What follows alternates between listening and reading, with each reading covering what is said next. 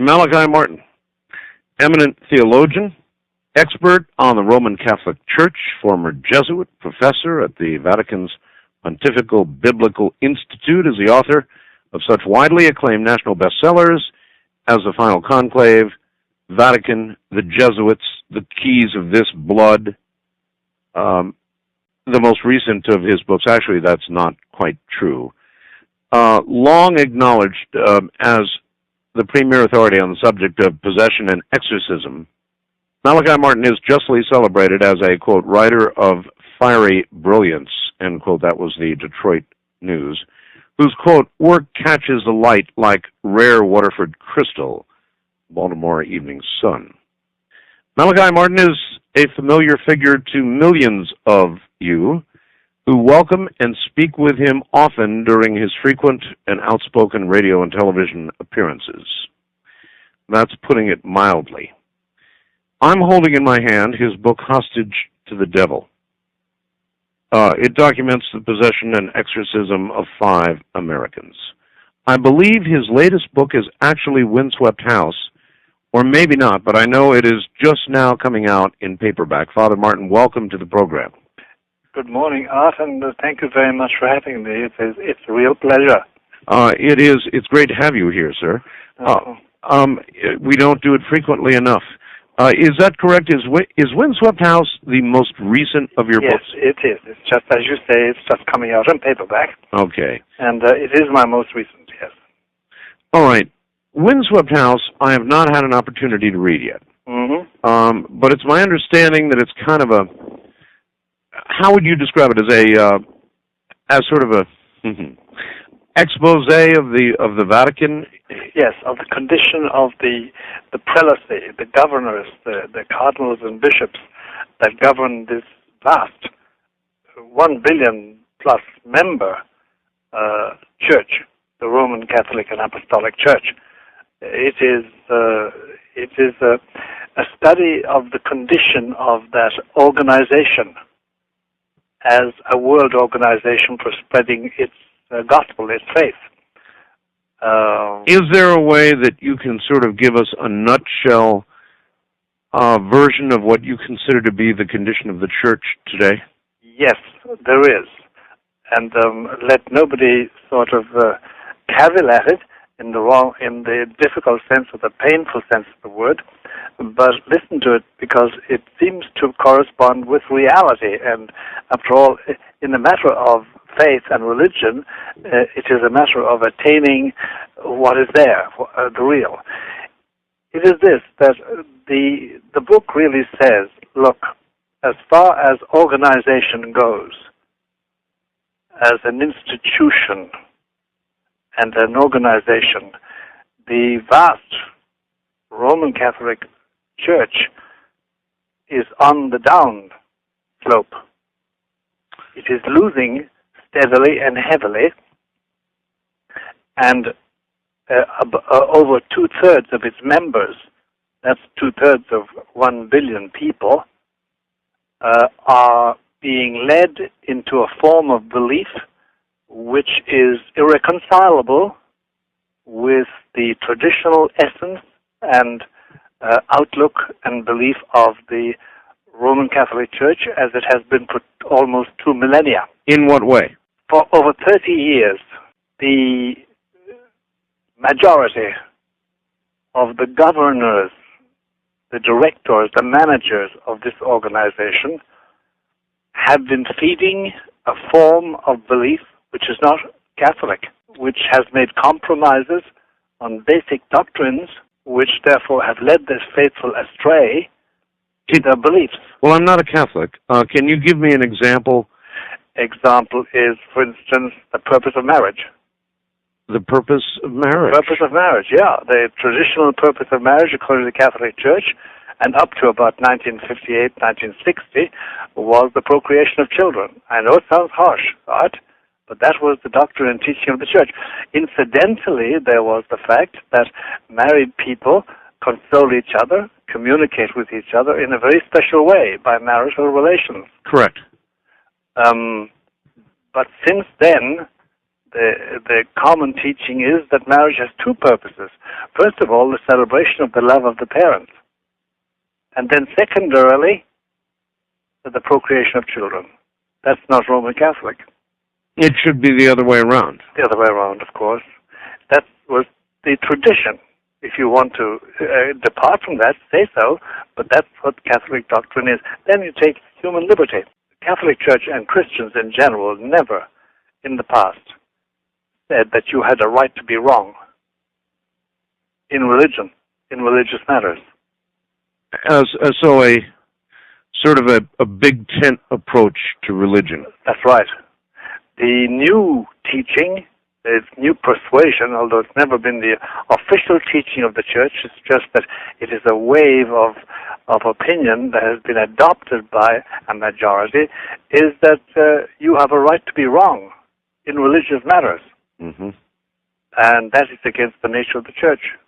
And then the chief one, the chiefest, if I could put it like that, difference is this, that originally, up to 1965, the Pope was considered to be the head of the Church in the sense that he had absolute power, which he shared with nobody, in religious matters.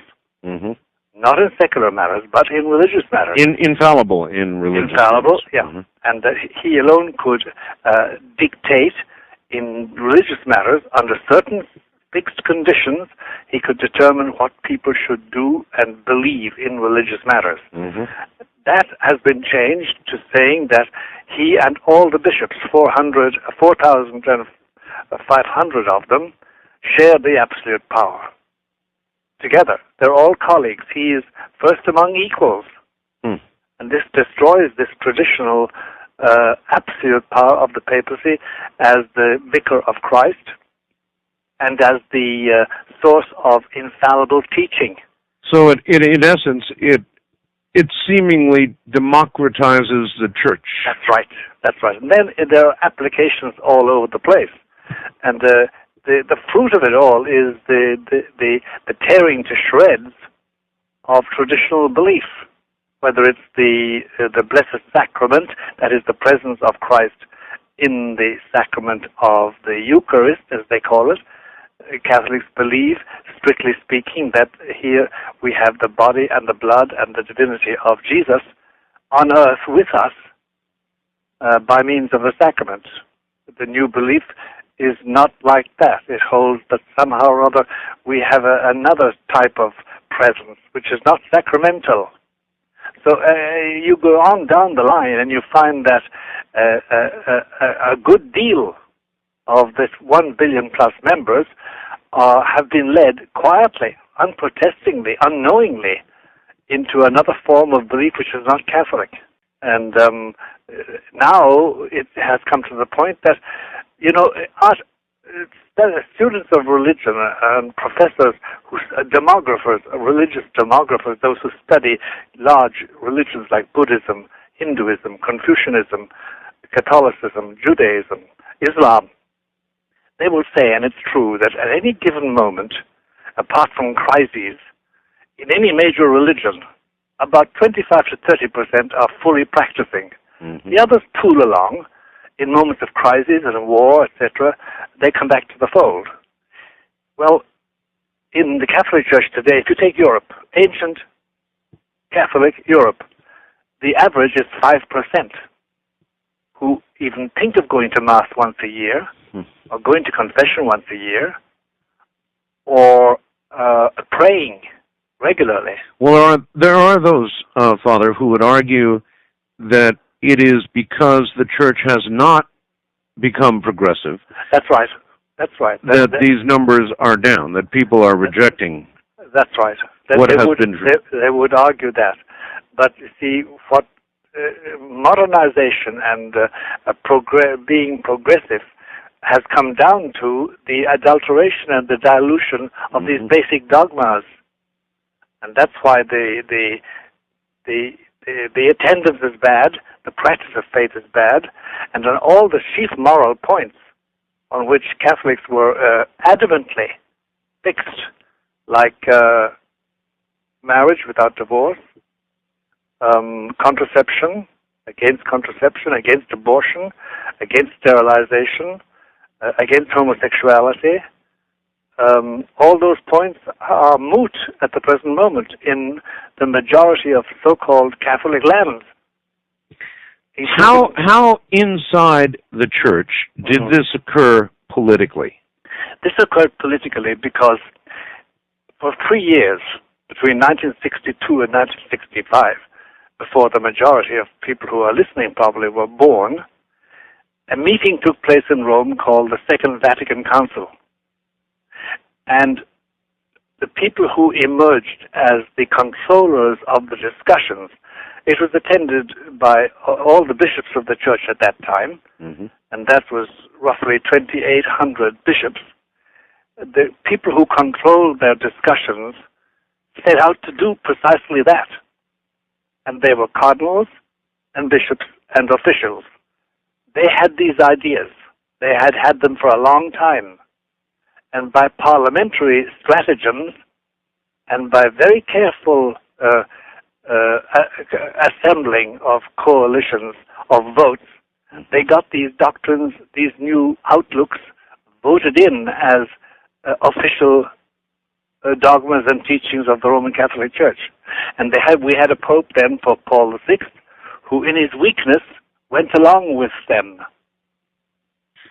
And that's what happened.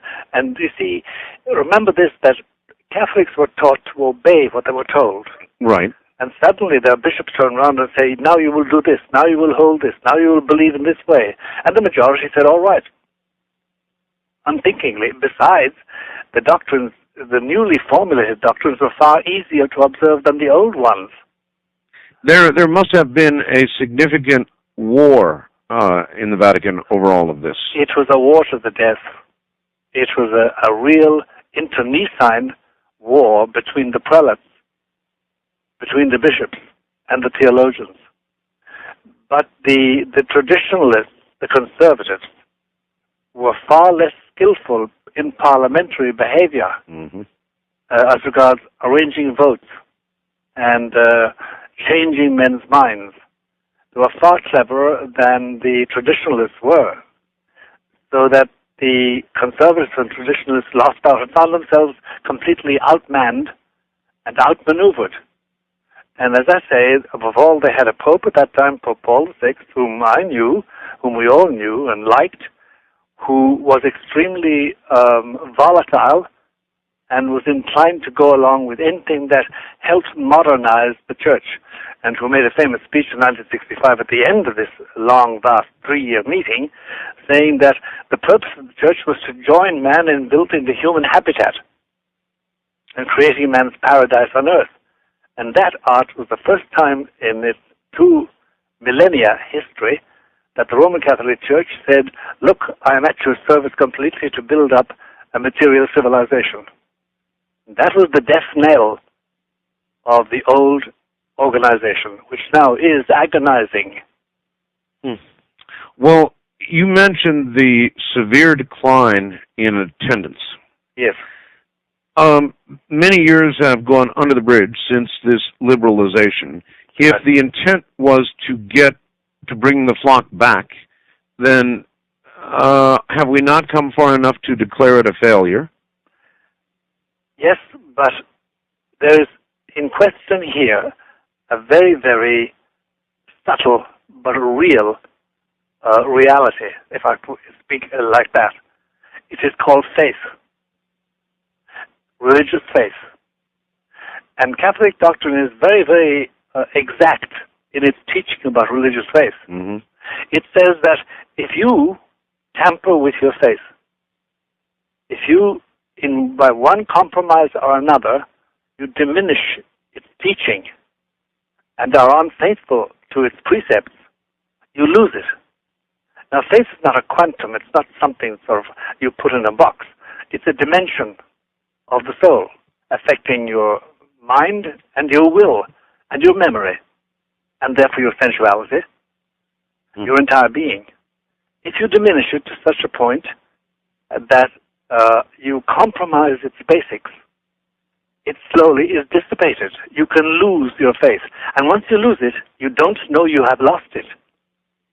you do think the other fellow who is stuck to his faith is a fool, observing things that he needn't observe. But what has happened to you, not you, Art, but what has happened to one, is that one's faith has been diminished to the point of no return. And therefore you don't know you're wrong.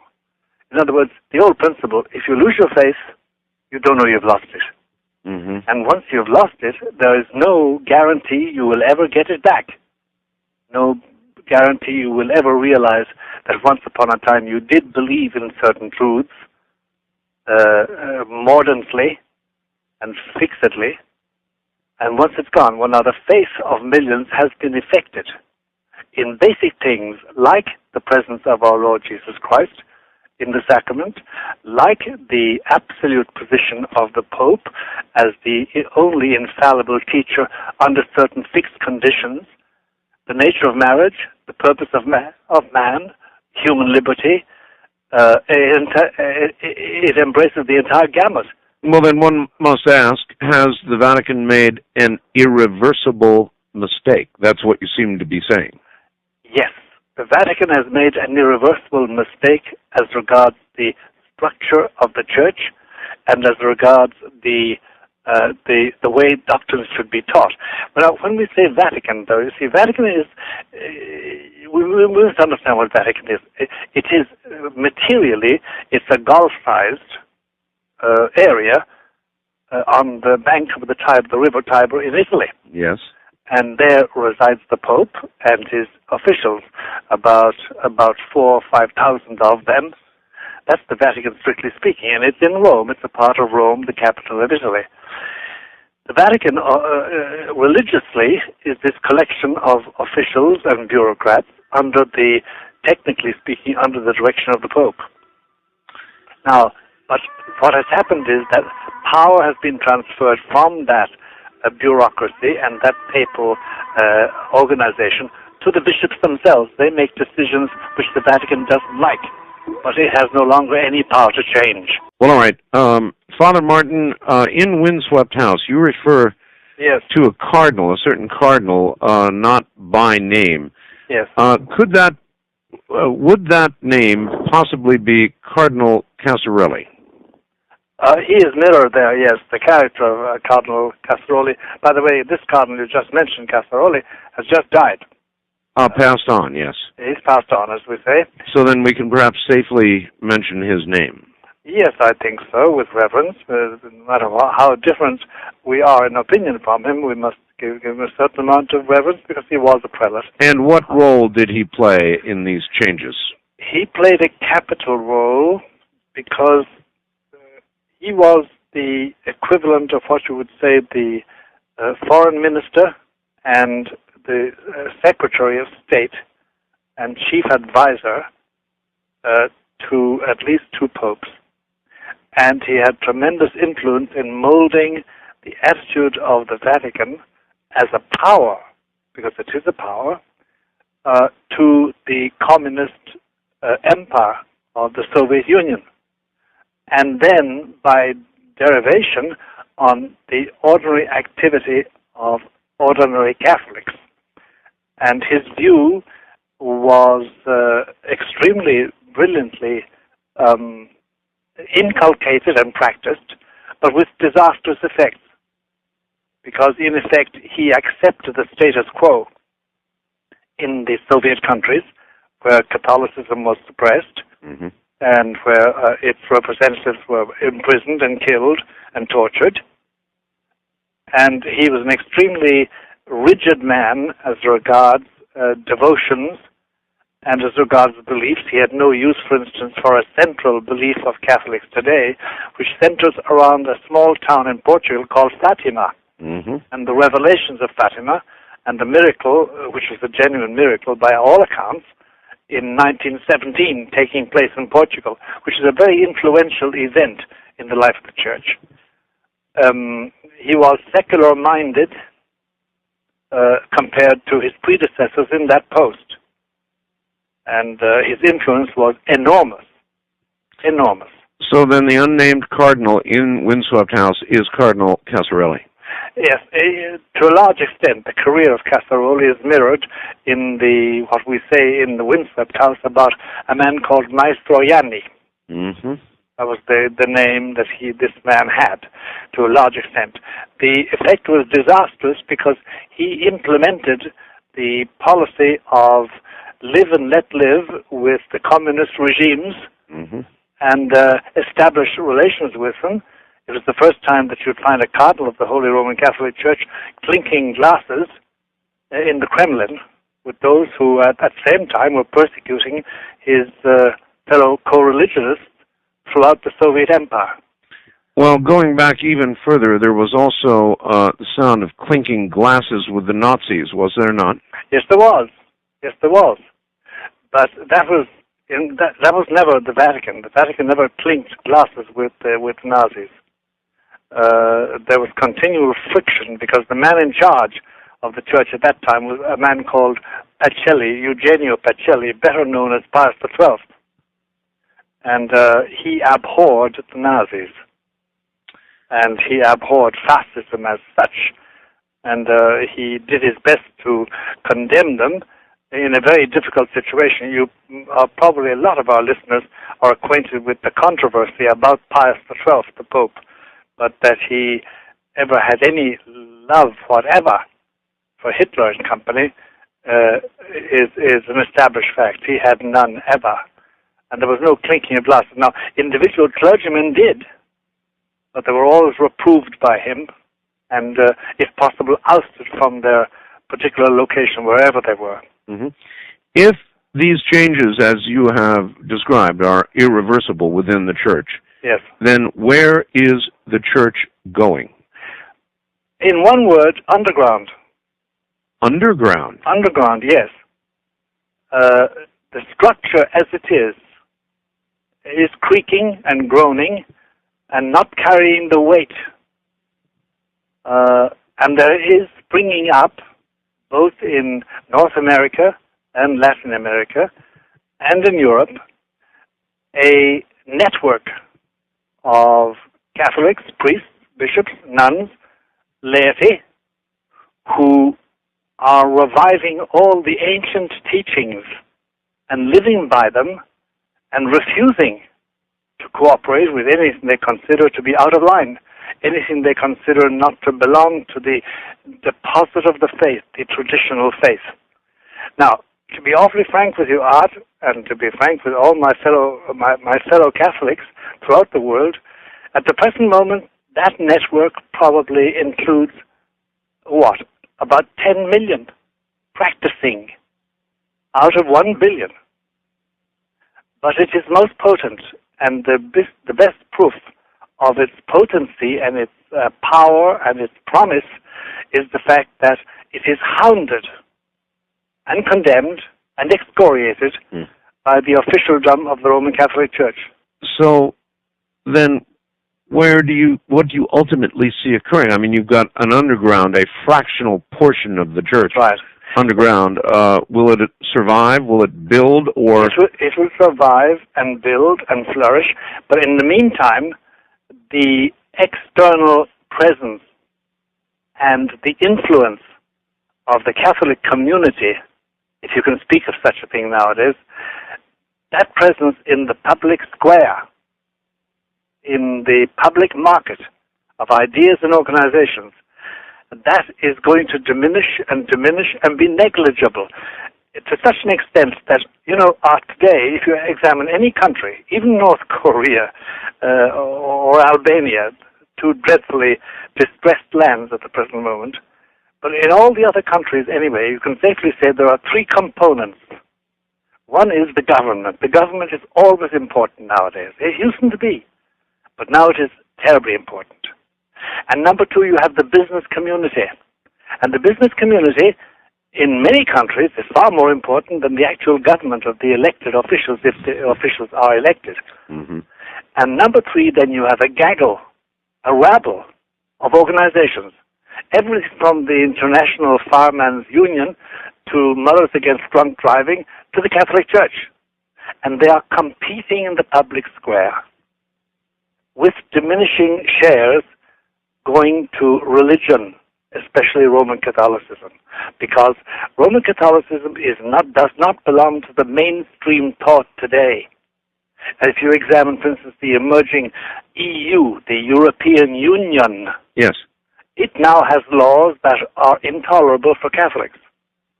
Every member of the Union must, according to the laws of EU, the European Union, which is just coming into existence economically and politically, they must have laws promoting abortion, permitting contraception, permitting divorce. They must give equal rights to homosexual marriages. And all these things are unbearable in a world in which Catholicism reigns. But now, as different from 50 years ago, 60 years ago, or 100 years ago, the Catholic Church is just one more member of these NGOs, non-governmental organizations, competing in the public square, with decreasing returns because the doctrine does not fit modernization. Now, what is the future? The future is a diminishing socio-political and socio-cultural effect of Catholics, the dispelling of anything like a potent Catholic community, and the existence of Catholicism in its traditional form underground, in the sense that it's private and practiced quasi in secret and out of the public view because the public doesn't like it. And there will always be, not always, but there will be for quite a long time, a public facade in which there is a group of officials, bishops, priests, all the way up to the papacy, who will maintain the exterior facade, but the power will be gone. Interestingly enough, the future of the papacy is different because of the power that the papacy exerts as a center. But that's a wider question. Yeah, it will be. You're saying it will be different, or is different in. It really will belong to the mainstream. There will be very little difference between it and the other component members of the socio-political body. Are you suggesting the Pope has been reduced to nothing much more than a figurehead? Yes, I am. That is what I am saying, and that is the fact. That is in actual effect on politics and on culture. There no longer is really a Catholic influence in this country, or in North America, or in Latin America. There's no longer any real influence at all. And it's a diminishing influence that they do exert, and every year brings defeat after defeat after defeat. For instance, take a very common example, a very prevalent example, Art. There's a play called Corpus Christi by a playwright, very well known, Terence McNally, Irish origin, of course. It is the plot is roughly that you have a central figure called Joshua, which is Jesus, and he has 12 disciples, and he has homosexual relations with those disciples in the play. Now, for the Roman Catholic doctrine, for Roman Catholic believers, this is blasphemy. And yet there is no way Roman Catholics can stop this, can get it removed. The more they talk about it, the more publicity they give it. And that is the big difficulty, that there no longer is any respect, veneration for central doctrines of the Roman Catholic Church. Well then, Father, if all of this is true, and so much of the world is Catholic, in name at least, that's right, nominally, then what effect would you imagine this to have on society in general? It's a much broader question. If we're going to be accepting now the unacceptable previously, how will this change society, or is that already underway? That's already underway, Art. And the effect is a diminishing return in moral influence. In other words, what is said by the Church is no longer carries the weight it once did. That's right. That's right. For instance, there's no doubt about it that the majority of Catholics in Northern Ireland are believers. Everybody seems to accept this. It is true, but in no way has that really influenced politics. no more than the Protestantism of the Orange men, their counterparts in Northern Ireland, has that influenced their morality. Yeah, what a mess over there right now. A real mess. But the point I'm making is that neither the Catholic Church nor the Protestant Church has any influence over the behavior either of the IRA, the Irish, or the Catholics, or the Protestants. So then, minus this influence, what effect do you see it having on society? A destabilizing effect, because, look, in the absolute order, supposing imaginatively, in our imaginations now, Art, you and I and our listeners, we wipe out the existence of the Catholic Church. There no longer is the Catholic Church existing in this hypothesis. Right. No pope, no bishops, no cathedrals, no churches, no religious orders, no schools, no academies, no institutes, no influence. They belong to museums. If you do that, if such a happening did take place, a black hole would appear in human society because the Catholic Church, culturally, socio-culturally, through its religious influence and its religious monuments and its religious tradition, does exercise a restraining hand. If that's gone, then all demographers I know say it would be catastrophic, completely catastrophic. Just as if, for instance, in Arab lands, from Algeria to Indonesia, Islam suddenly disappeared, there would be chaos, because religion does, whether it's Islam or Catholicism, in their particular lands, do introduce a socio-cultural balance. Mm-hmm. And that is why the real enemies of the Roman Catholic Church, and the Roman Catholic Church has real enemies, never wanted to destroy the organization. It's too valuable as a socio-cultural and socio-political stabilizer. They want to control it. If it no longer has that value, then will the same restriction on its destruction remain? Yes, it will. It will. And of course, nobody can predict the future. Nobody can say what is going to happen in 2020, 2030, 2050, and 3000. We don't know even if we will attain that age for the church or for the human race. If we will go through most of the next millennium, we don't know. But we can safely say certain things, that the diminishing return of the influence of anything like a Catholic community bodes a terrible absence in social and political life. Are we to imagine at some point homosexual priests? Are we to imagine the ending of the institution of marriage as we have known it? Are we to imagine a church that will accept anybody's conception of God and religion and how it was and how it is? Art, we have it already. To a large extent, we have it already. In certain dioceses, for instance, in the United States, the diocese being the locality governed by a bishop, there are married priests living with their families. Yes. In contravention of the law of the Church of Celibacy. There are homosexual priest organizations here and abroad, and in Latin America. There are women priests, that is, that women who have undergone ordination ceremonies and who faithfully say what they call Mass every so often, investments with the chalice, etc., with the usual accoutrements of a Roman Mass. There are bishops who openly flaunt the authority of the Pope and the basic dogmas of the Church. We're well along our way.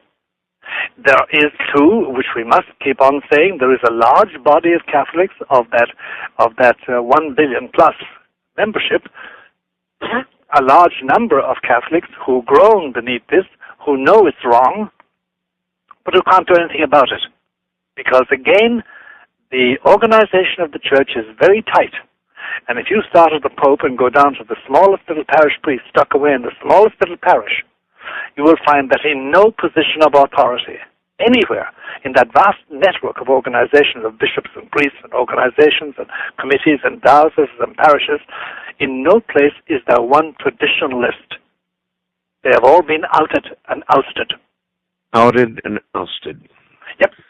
So the prognosis is bad from the point of view of socio-political presence and socio-cultural influence. Now, what will happen after that is one can hypothesize, but that's the situation.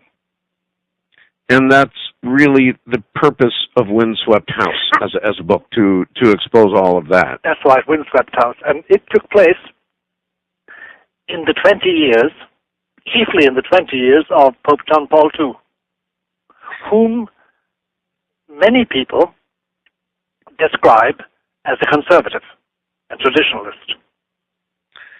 I understand that Windswept House is available nationwide in bookstores, or it ought to be. It ought to be. But then I guess some people have been unable to find it. That's right. There is I can give, if you permit it, I can give an address where they can always apply for a copy of the paperback. Please.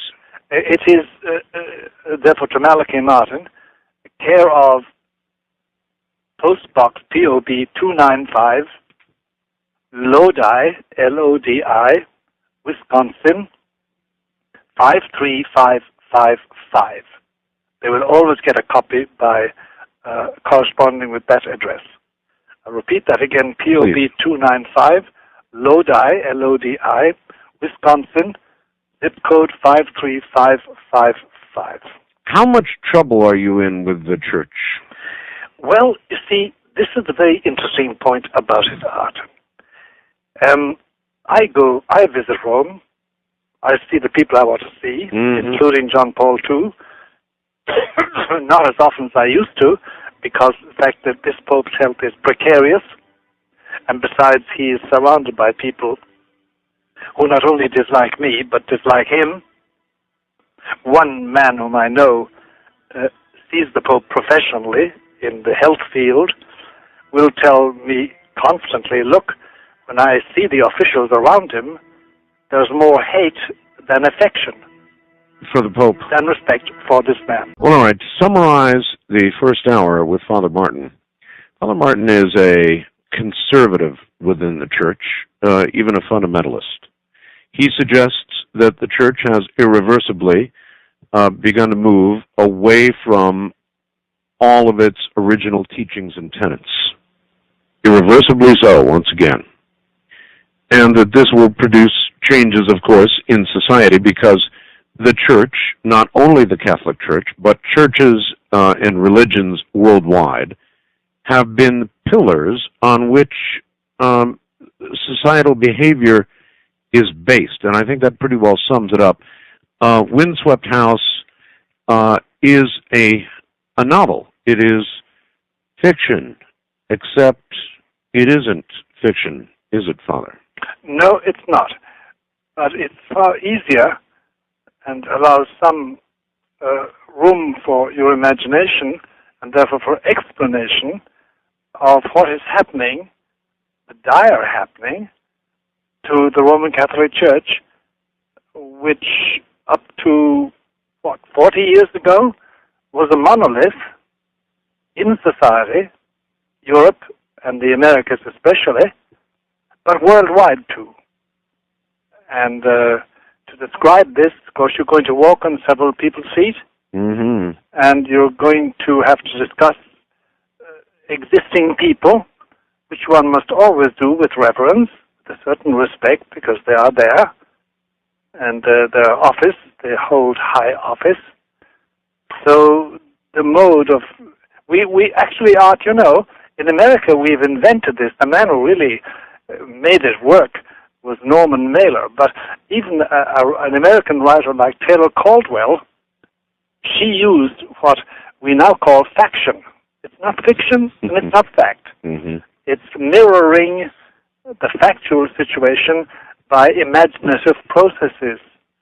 And this is an example of what they call as faction. Well, would you go so far as to say that within portions of the Vatican, there is virtually a Satanism? Oh, no doubt about it. No doubt about it. Then why walk so carefully? Because eventually First of all, Art, there is a thing called scandal. Scandal in this sense that sometimes to tell the naked truth to people is so shocking that it is destructive of them. If you can point the way to the truth and indicate, if they wish to search themselves, they can find the truth, it's far more effective than overwhelming them with such bad news that they lose heart. People must have a good motive for existing. At least they must think they have a good motive for existing. No man can exist on nothing. He must have some motivation. And you can destroy the confidence in life by painting an utterly accurate but bleak picture. So, no, one must be careful. One must not scandalize in that sense. But one must try and point to the truth and educate people slowly. I have beautiful friends in the Catholic Church and in other churches and in other religions, but talking about my Catholics, and I hesitate to disturb them in certain ways, knowing that with wisdom and years and prayer and their own goodness, they will arrive at the full truth. In the meanwhile, I must temper my critiques and my criticisms so as not to completely shock them. I think it's a common phenomenon. Well, unless you expect this movement to remain underground for nearly all eternity ahead, isn't there going to have to be a shock? Oh, yes. Oh, yes. Ultimately, yes. There's no doubt about it. And, Art, I could say this. I dislike predictions, in spite of the fact that my name, Malachi, is the name of a prophet, a minor prophet in the Hebrew Bible. I dislike predicting that. This can't go on for long within the Catholic Church. Something is going to give. It's going to implode. Something is going to give. That will be the day of reckoning. Can you imagine the mechanism by which something will give? Yes, I can imagine the mechanism. How? Well, without naming names, which is always tough. I could name off, say, in the American bishops, there are about 250 of them. Yes. I could name off 20 to 30 to 40 who are quite capable of taking up a stance as regards church morality and church practice at complete variance with Rome and saying to Rome, like it or lump it. You're talking about a revolution. Yes. A clerical resistance to all advances by the traditional Roman authority. I can quite imagine it. And in France, and in Austria, and in Belgium, and in Holland, and in Italy, and in Spain, and in Ireland, and Poland, traditional Catholic places, I can see that fire taking place, and people saying, no, we're Catholics, but we don't share your opinions, and going their way, which, of course, will be fragmentation and complete destruction of church unity, such as it is. Could there be a complete schism? Well, Art, that is the part which saddens one's heart. Schism is a very interesting thing. Schism means this, that you and I, who believe the same truths, the same religious dogmas, we differ as to authority. Yes. That's schism. And I have beautiful schismatic friends in the Greek church and the Russian church and in the Protestant churches. They all believe the basic truths that I believe, but they will not acknowledge any authority of the Pope or of the episcopal line descending from the 12 apostles, which Roman Catholics claim. And that's quite bearable. And I can see schismatics possibly being saved finally and attaining heaven, speaking strictly as a traditionalist Catholic. Heresy is something else. Heresy is where you and I agree on a majority of doctrines, but we differ about one particular doctrine. And again, there are some beautiful heretical friends who are heretics, but whom I respect deeply. No, Art, what we're facing is something much more dire. and the Bible has named it already. It's called apostasy.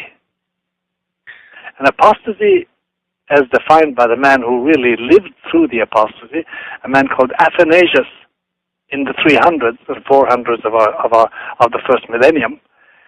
Apostasy means that you step away from the basic dogmas of the Christian faith so that you can no longer be called a Christian or a Catholic. We are faced with apostasy. Not merely apostasy by scholars, academicians, professors, theologians, but apostasy in the people. There is a spreading apostasy. All right, perhaps this fax that I've got is an example, will serve as an example, and you can address it. It's from Tom in Michigan, and he says, tonight, for the first time, I've got to dispute Father Martin. But he's saying we do not have the right to be wrong. This goes against all I've been taught. I was taught by my Catholic upbringing that God gave each of us free will. To say we do not have the right to be wrong means that we do not have free will, that we all should just follow blindly, that we have absolutely no control over our lives because we are controlled. If you don't have the right to be wrong, it is the pinnacle of contradictions.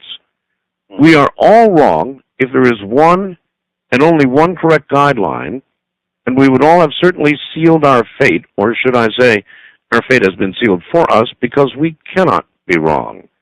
Which is it? Do we or do we not have free will? We have free will, but if that free will is correctly defined, that free will is the liberty to choose what is right. It's not simply caprice, whim. Whatever I want, I do. Whatever I want to believe, I do believe. That's not freedom. That's not the Christian idea of liberty was never that. And number two, also, he must remember, it's a very intelligent question, but he must remember that the choice to be made must be made with God's grace, because otherwise we make choices which have nothing to do with God at all, or with the truth of man's existence. So it's what you consider to be liberty, and liberty is best defined as the ability to do what you should do, to believe what you should believe. And you are not free to believe anything that you think is okay. You must align that with the revelation as it came through Jesus Christ and His church. If not, you're on the wrong line.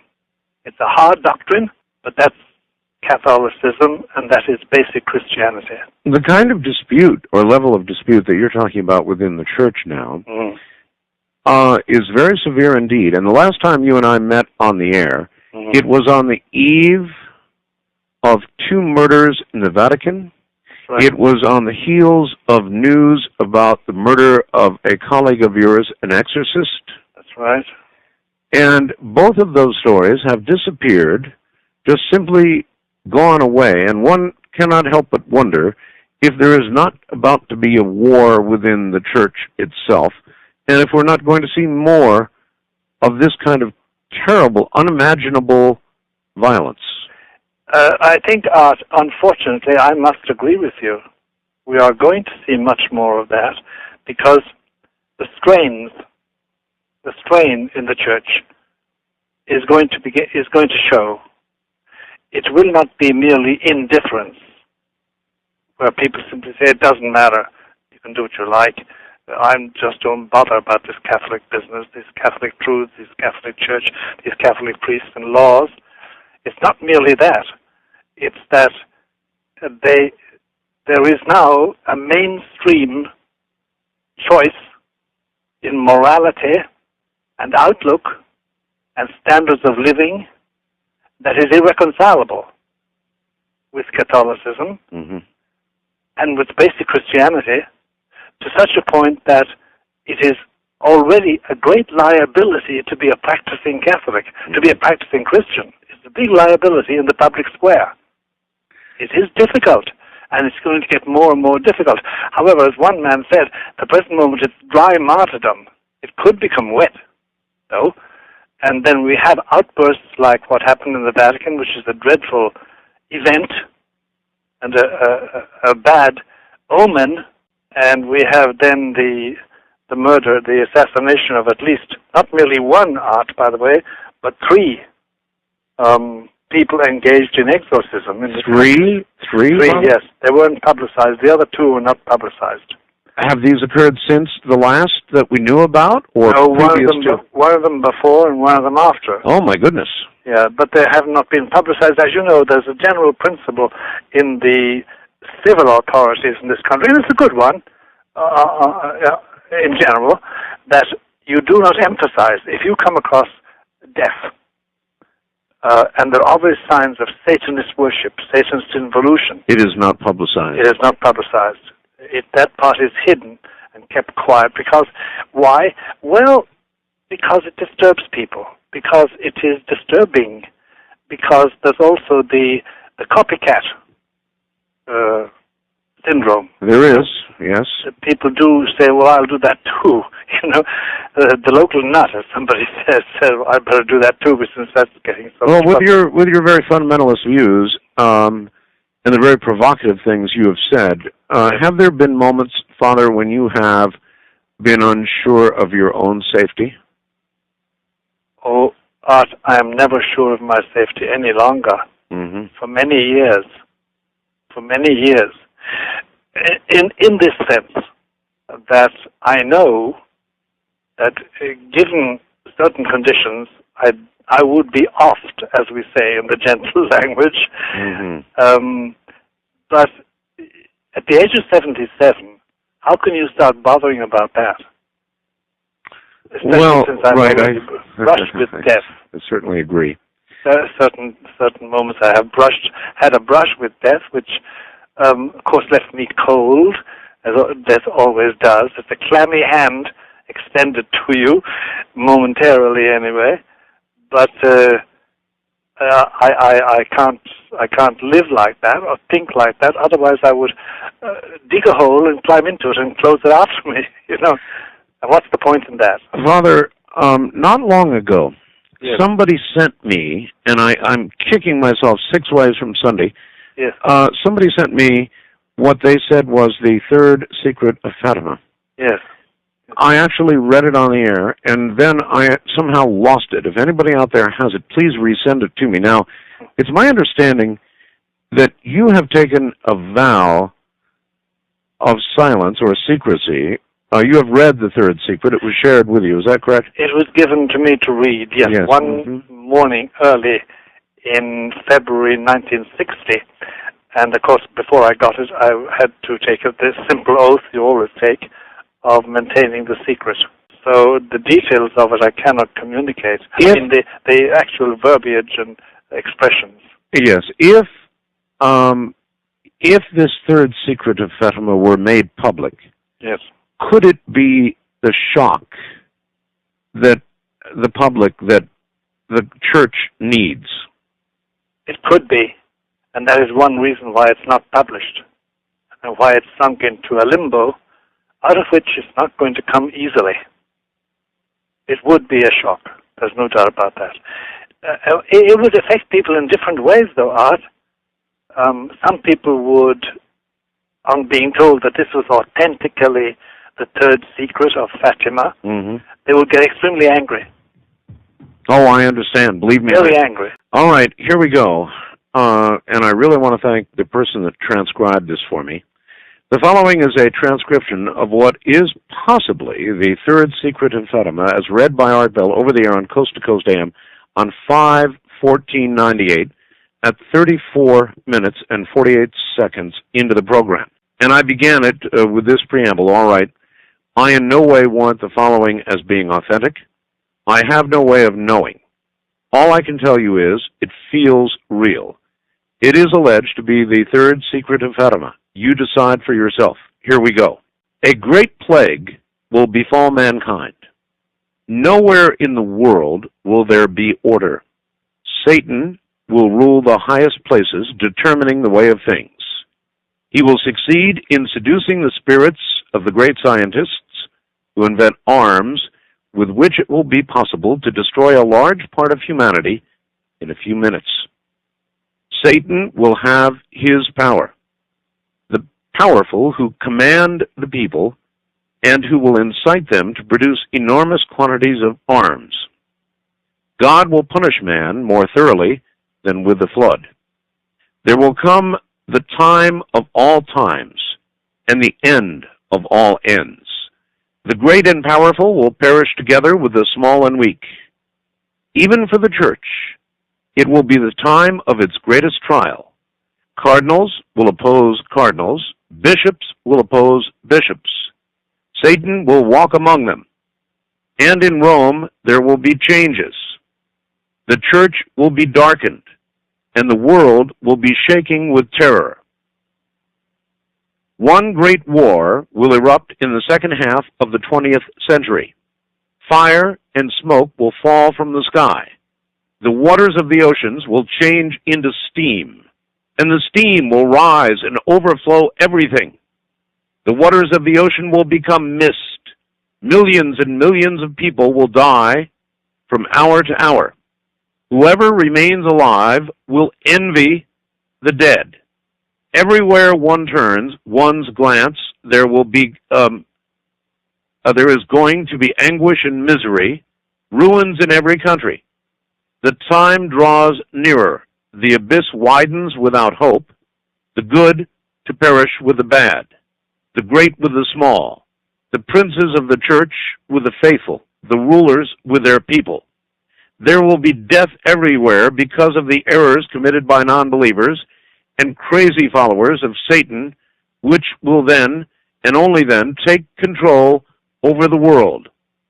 At the last, those who survive will at every chance newly proclaim God and His glory, and they will serve Him as when the world was not so perverted. That's it. Father Martin? Yes, Art. Any comments on that? I've listened to that, and I suppose the measured response I should give to it is this, in two parts, really, two statements. It is not the text which was given to me to read. Okay. In 1960. There are elements in it which belong in the text. So, in other words, yeah, I'm trying to step as carefully as I can. In other words, you're suggesting this is not precisely what you had, but there are elements of what you just heard. Yes, there are elements which do belong in the third secret. That's about the most measured response I could give to it. Okay, that's fine, and I will not ask you to say more, but bearing in mind what I just read, yes, would you consider the third secret to be as traumatic as is suggested in what I read, or more so? More so. More so? More so, yeah. Much more so. The without, again, I'm skipping very carefully. Yes, sir. The central element in the third secret is awful, and it's not in that. It's not in that. It's not in the text. No, it's not. Thank God. Now, I guess I would ask this. I understand that you have taken an oath. That's right.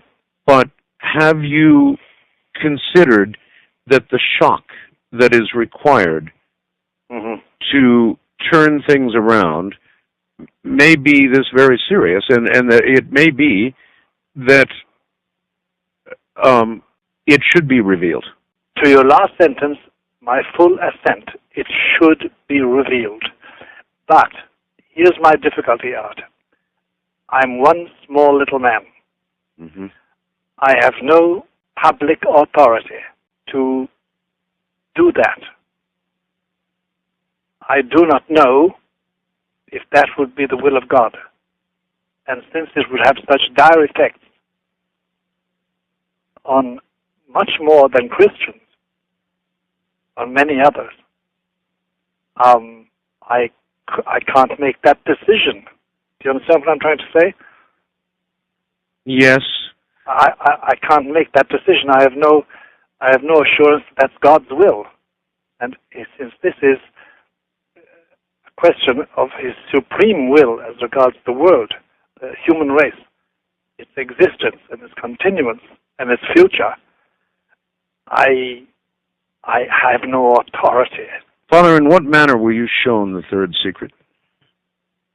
Because the cardinal who showed it to me had been present at a meeting held by Pope John the 23rd in that year, 1960, to outline to a certain number of cardinals and prelates what he thought should be done with the secret. John the 23rd, Pope John the 23rd, then Pope in 1960, did not think that he should publish the secret.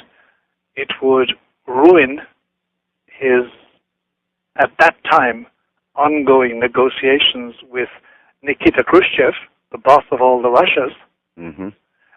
And he also had a different outlook on life, which in 2 years later, opening the Vatican Council, he echoed very succinctly and almost contemptuously in the middle of his speech on October 11, 1962, in St. Peter's, to the assembled bishops who had come for the Vatican Council and the visitors. The place was crowded, a huge basilica. He derided contemptuously the people he called prophets of doom. And there was no doubt in any of our minds he was talking about the 3 prophets of Fatima. He was against that. There are those within the church who minimize what is contained in the third secret. Absolutely. And then there are others who don't minimize it at all. They exaggerate. They exaggerate. Yes, they do. So without minimizing or without exaggerating, you're telling me that what's in the third secret is more horrible than what I just read. Which yes, Art, it is. Because what you have just read, essentially, it is the onslaught of natural powers. Sure, Satan is walking, etc., like that, amongst men, and blah, blah, blah, patati, patata. But essentially it is as if nature revolted against the human race. That's essentially what, through all these terrible catastrophes and chastisements. And that's not the essence of the third secret, and not the frightening one. Oof. Yeah. It does beggar the imagination.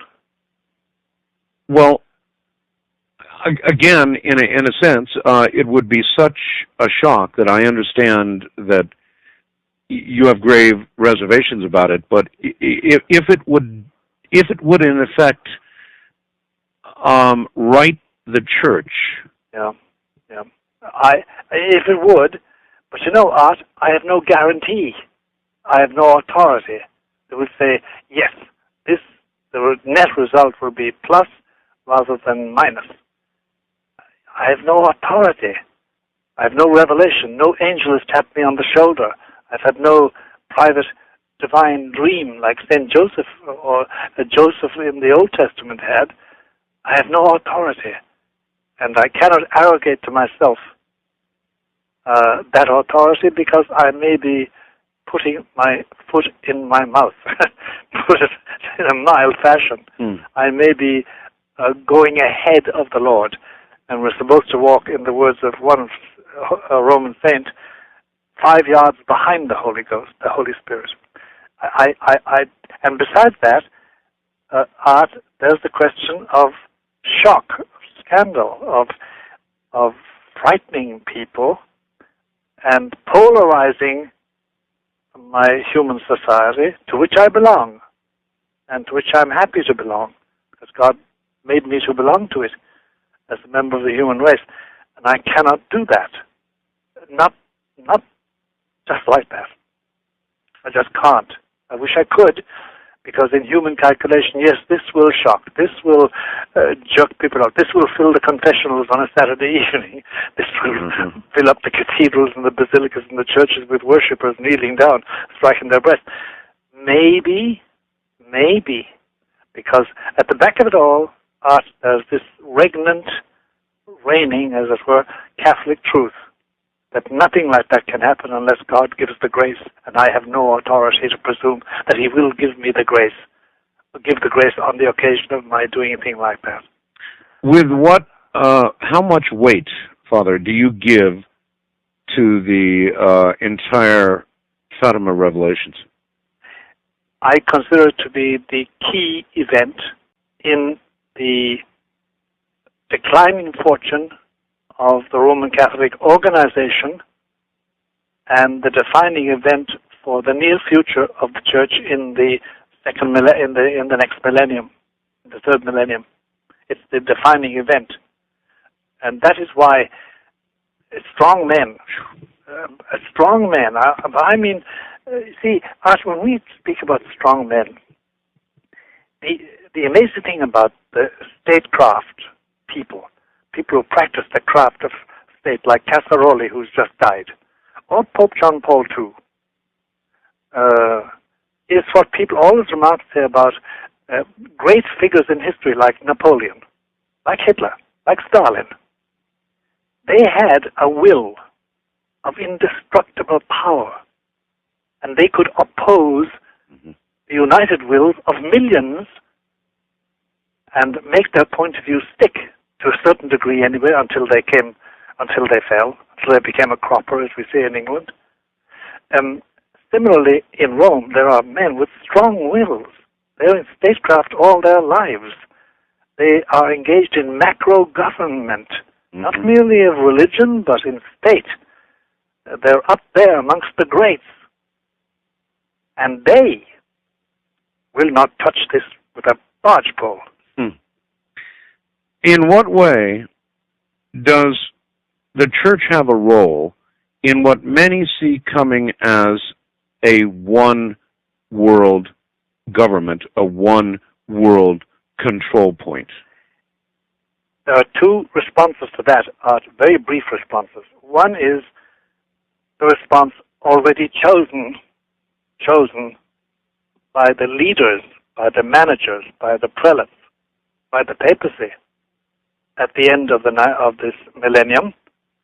And then there is what one sometimes thinks will be God's response. The response at the present moment is this, beginning with John the 23rd, Pope John the 23rd, and then with Paul VI, and now with John Paul II. The response is, let us cooperate.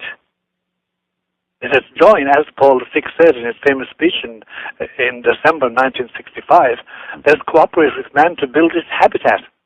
And John Paul II is an ardent supporter of the tendency to one world government. For geopolitical reasons, he wants to bring in his brand of Christianity, of course, and Catholicism, but he certainly is in favor of it. And when he addressed the United Nations in his last big letter to them, his salute was this: I, John, Bishop of Rome, and a member of humanity. Now, this was no longer what, say, Pius IX or Pius X. Pius X would have said at the beginning of this century that I am the vicar of Jesus Christ. If you do not listen to my voice, then you are going to be damned forever. And we will not participate in any government behavior, in any government plans which do not recognize the kingship of Christ. That is completely absent. There now is the policy of cooperation with the formation of the European Union, with the cooperation with the United Nations, and the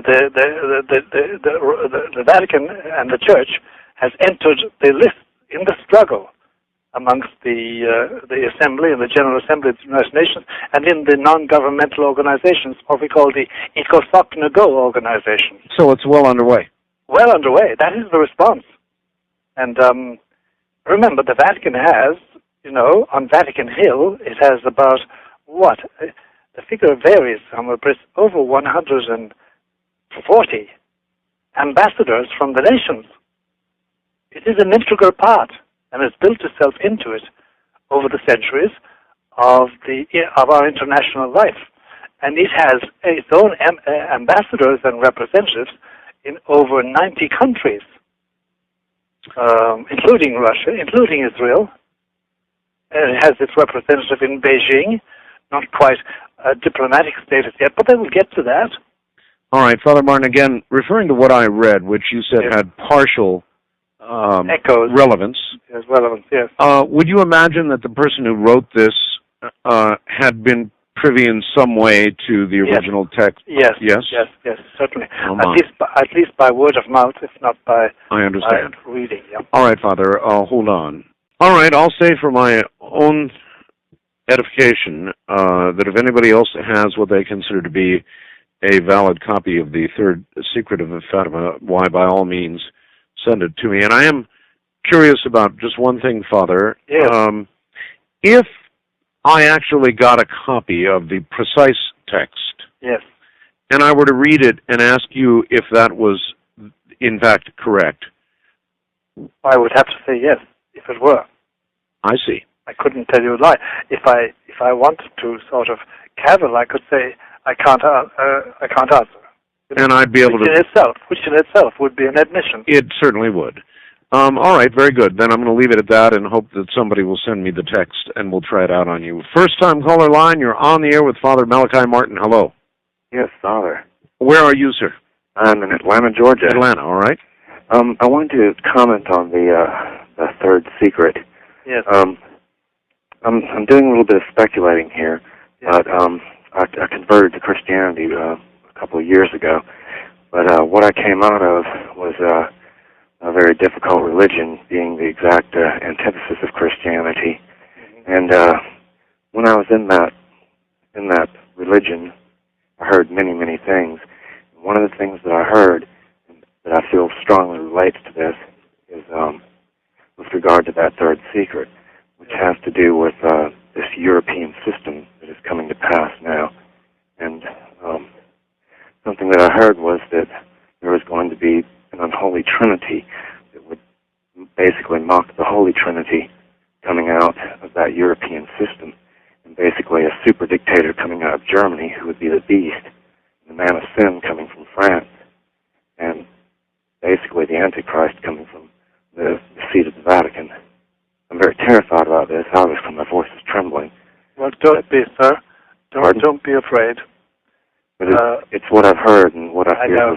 Do not be afraid, because your fear does not come from God, and your fear is a weapon used by your mortal enemy, the devil, Satan, Lucifer, however you want to call it, and do not let it dominate you in the slightest way, but take refuge and hide in the wounds and the passion and the life and resurrection of Jesus, and he will dispel your fears. Fear is just a weapon used against you to unbalance your soul. Don't let it dominate you. Please, do not let it dominate you. I will pray for you. And you did come out of a Luciferian form of religion, and your soul hasn't been destroyed. I was very lucky that, unfortunately, there are some people that were left behind that I lived with. I know, but, it's every man for himself when it comes down to this. True, I suppose. Try to do your best. Pray for them, because unless they get grace from Christ, they won't be changed. But do not fear. All right, caller?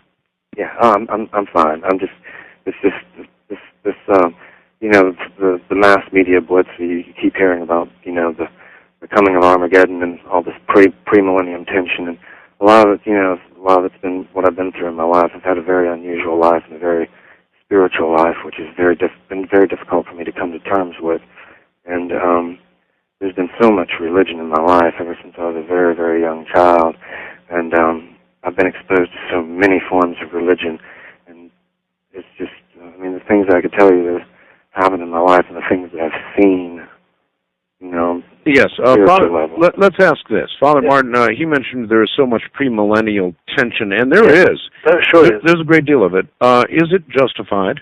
To a certain degree, no, it's not justified.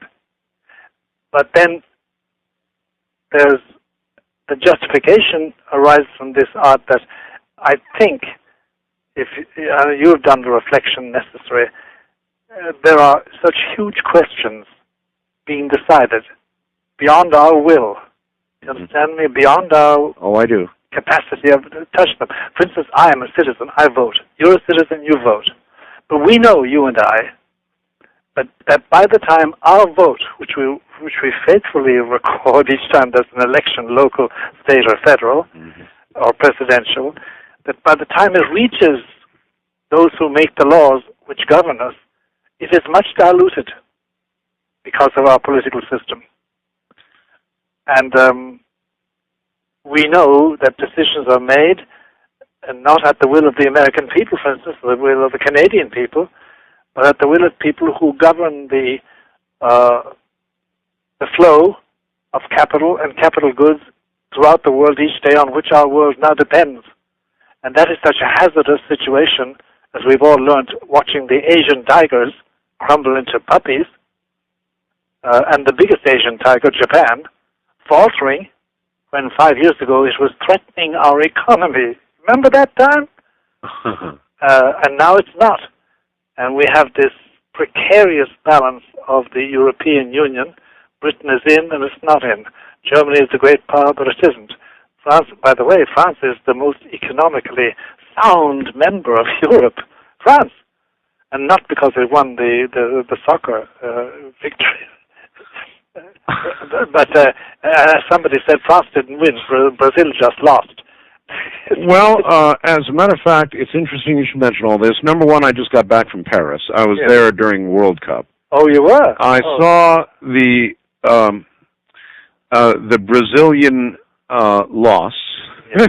Oh, it was a loss. I mean, it is tear-breaking. It was an amazing game, and I guess Brazil just didn't come to play. No, it just didn't. It wasn't up to par. Something happened to me in Paris that I would like to ask you about, Father. What is that? I have had, over the years, many, many guests on what is called an out-of-body experience, where people think that their soul or their being actually leaves their body. Yeah.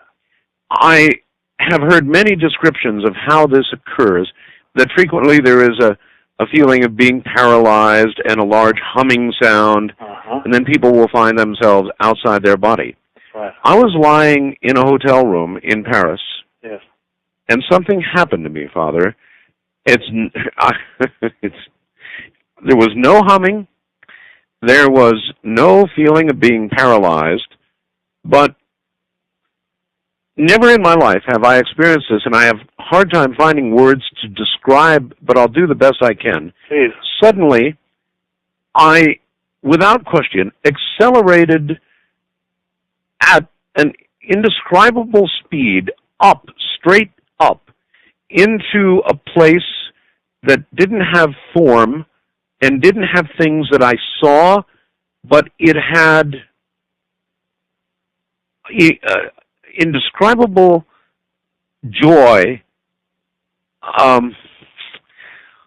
It had the most satisfying, incredible feeling I've ever felt. It was very short. I was very shocked, very surprised by it. It was brief, and I came but sharp. I came right back that fast, and I woke up my poor wife, and sat there saying, "Hon, I don't know, this was, I've had in my life flying dreams before. Sure. And when I wake up, I recognize that I have been dreaming. Yeah. I did not dream. This is something that happened to me." No, that was an out-of-body experience in the technical sense of the word. Not that you left your body, but it does happen. It's very interesting. Sometime you must scribble on a bit of paper the name of the place you were sleeping in and what part of Paris. I didn't want to, it was so amazing and so startling and so overwhelming that I wanted to have it again right away. I didn't want to. I know, lose it. But you can't recall it.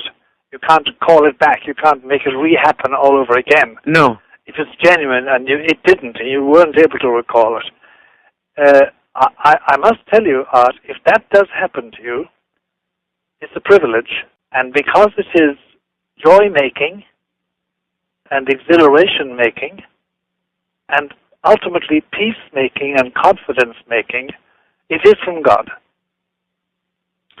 Remarkable. That's remarkable. It's very hard to explain it, and by the way, you don't try to recall it, and you don't try to explain it. You do express your thanks in your particular way. That's right. In your own way, you must express your thanks. And it will come unbidden and go away at its own pace. It is sudden. It is intuitive. It does belong. It transcends. It's beyond your senses. And quite rightly, it had those marks. There was no paralysis. There was no... none of that. None of that. No physical sounds like humming or... No. No, that's not that. No. None of that. That's the marks of... you see, there's a general principle, who might have explained that to an old master like you, there's a general principle that the discernment of spirit, as they call it, if an experience such as this brings peace, brings joy, brings exhilaration, doesn't breed in you arrogance and pride, but gratitude, great gratitude. I'm old. I'm not a master. Well, but when it does, that's from God. All good things come from above, come from God, and that you can treasure it. And by the way, if you want to, there will be a memory of that forever within you. Don't try and remember it. It will come back of its own accord to remind you. Whether it's repeated or not is something else. Anyway. All right. Bouncing back for a second to the third secret. Here's a fax from Bob in Eau Claire, Wisconsin. It's kind of rough. It says, Art, why would God give this prophecy, referring, of course, to the third secret, to a select few and instruct them not to give it to his people? It sounds to me that it is man who has decided to keep it a secret from the people and not God. Can there be any greater sin than this? Well, whoever this man is, he's on target. The secret was meant for the people, not for the Pope, not for the bishops, not for the Holy Office. It was meant to be published in 1960 by explicit order, by the mandate of heaven. John the 23rd, God bless him and rest him, because he's with God now, in whatever form that is, he decided not to. He had his own reasons. We think, with all due respect and veneration, etc., etc., etc., that he made a very bad mistake. And indeed, what probably your correspondent from Wisconsin doesn't realize, or perhaps he does, let me remind him, that in 1963, there was a second appearance, this time in Spain, in Garabandal. And the opening words of that revelation were, because my sons have not listened to my orders, my mandate, here's what's going to happen. And the message was very dire. Repetition of the third secret in brief form. So, it wasn't the will of God. The will of God has been frustrated. But you see, let me remind you, and that the particular man, that the will of God is frustrated continuously. And that doesn't mean it wasn't his will, and his will not work out finally. So, it's a pity. And eventually the secret will be revealed and will work its way out. But this time painfully.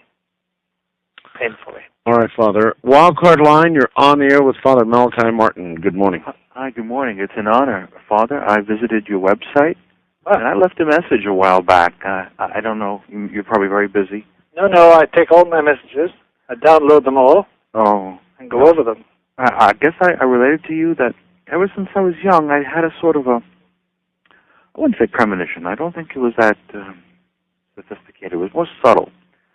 That everything, it seems to be without purpose. Now, I guess what I'm trying to ask now is, I'm 37 years old. Yes. I don't have the same love of life that my friends have. Yeah. I seem to have in the back of my mind the sense that, well, it's all pretty much for nothing.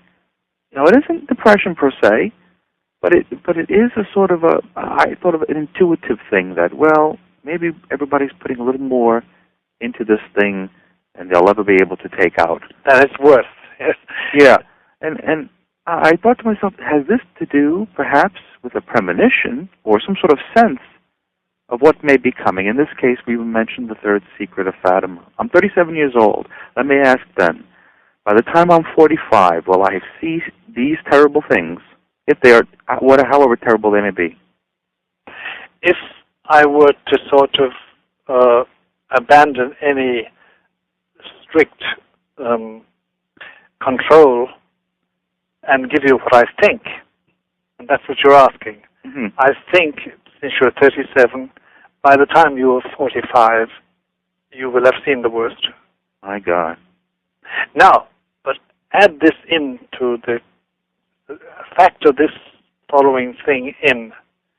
You have an angel, a guardian angel. You also have a birthday angel. The latter was assigned to you on your birthday.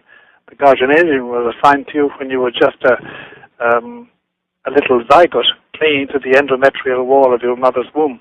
Mm. They accompany you. Some people, they start talking to them very early on. Mm-hmm. Other people, they don't. It all depends on the angel, and it depends on oneself. I would classify this as belonging to your angel's messages, molding you, and it may be that you will be God will demand something special of you, since He's given you something special. I do not know, sir. I don't know you, and probably will never talk. Sir, we've got to hold it there, I'm afraid. Okay. I Thank very you, much appreciate your call. Father Martin, hold on just a moment, Sure. and we will be right back. Well, all right. What I'm going to do is read just the preamble to this and see if the good Father finds identification with this. It says, "Do not worry, dear child. It is I, the Mother of God, speaking to you and asking you to proclaim in my name the following message to the whole world. In doing so, you will meet strong opposition.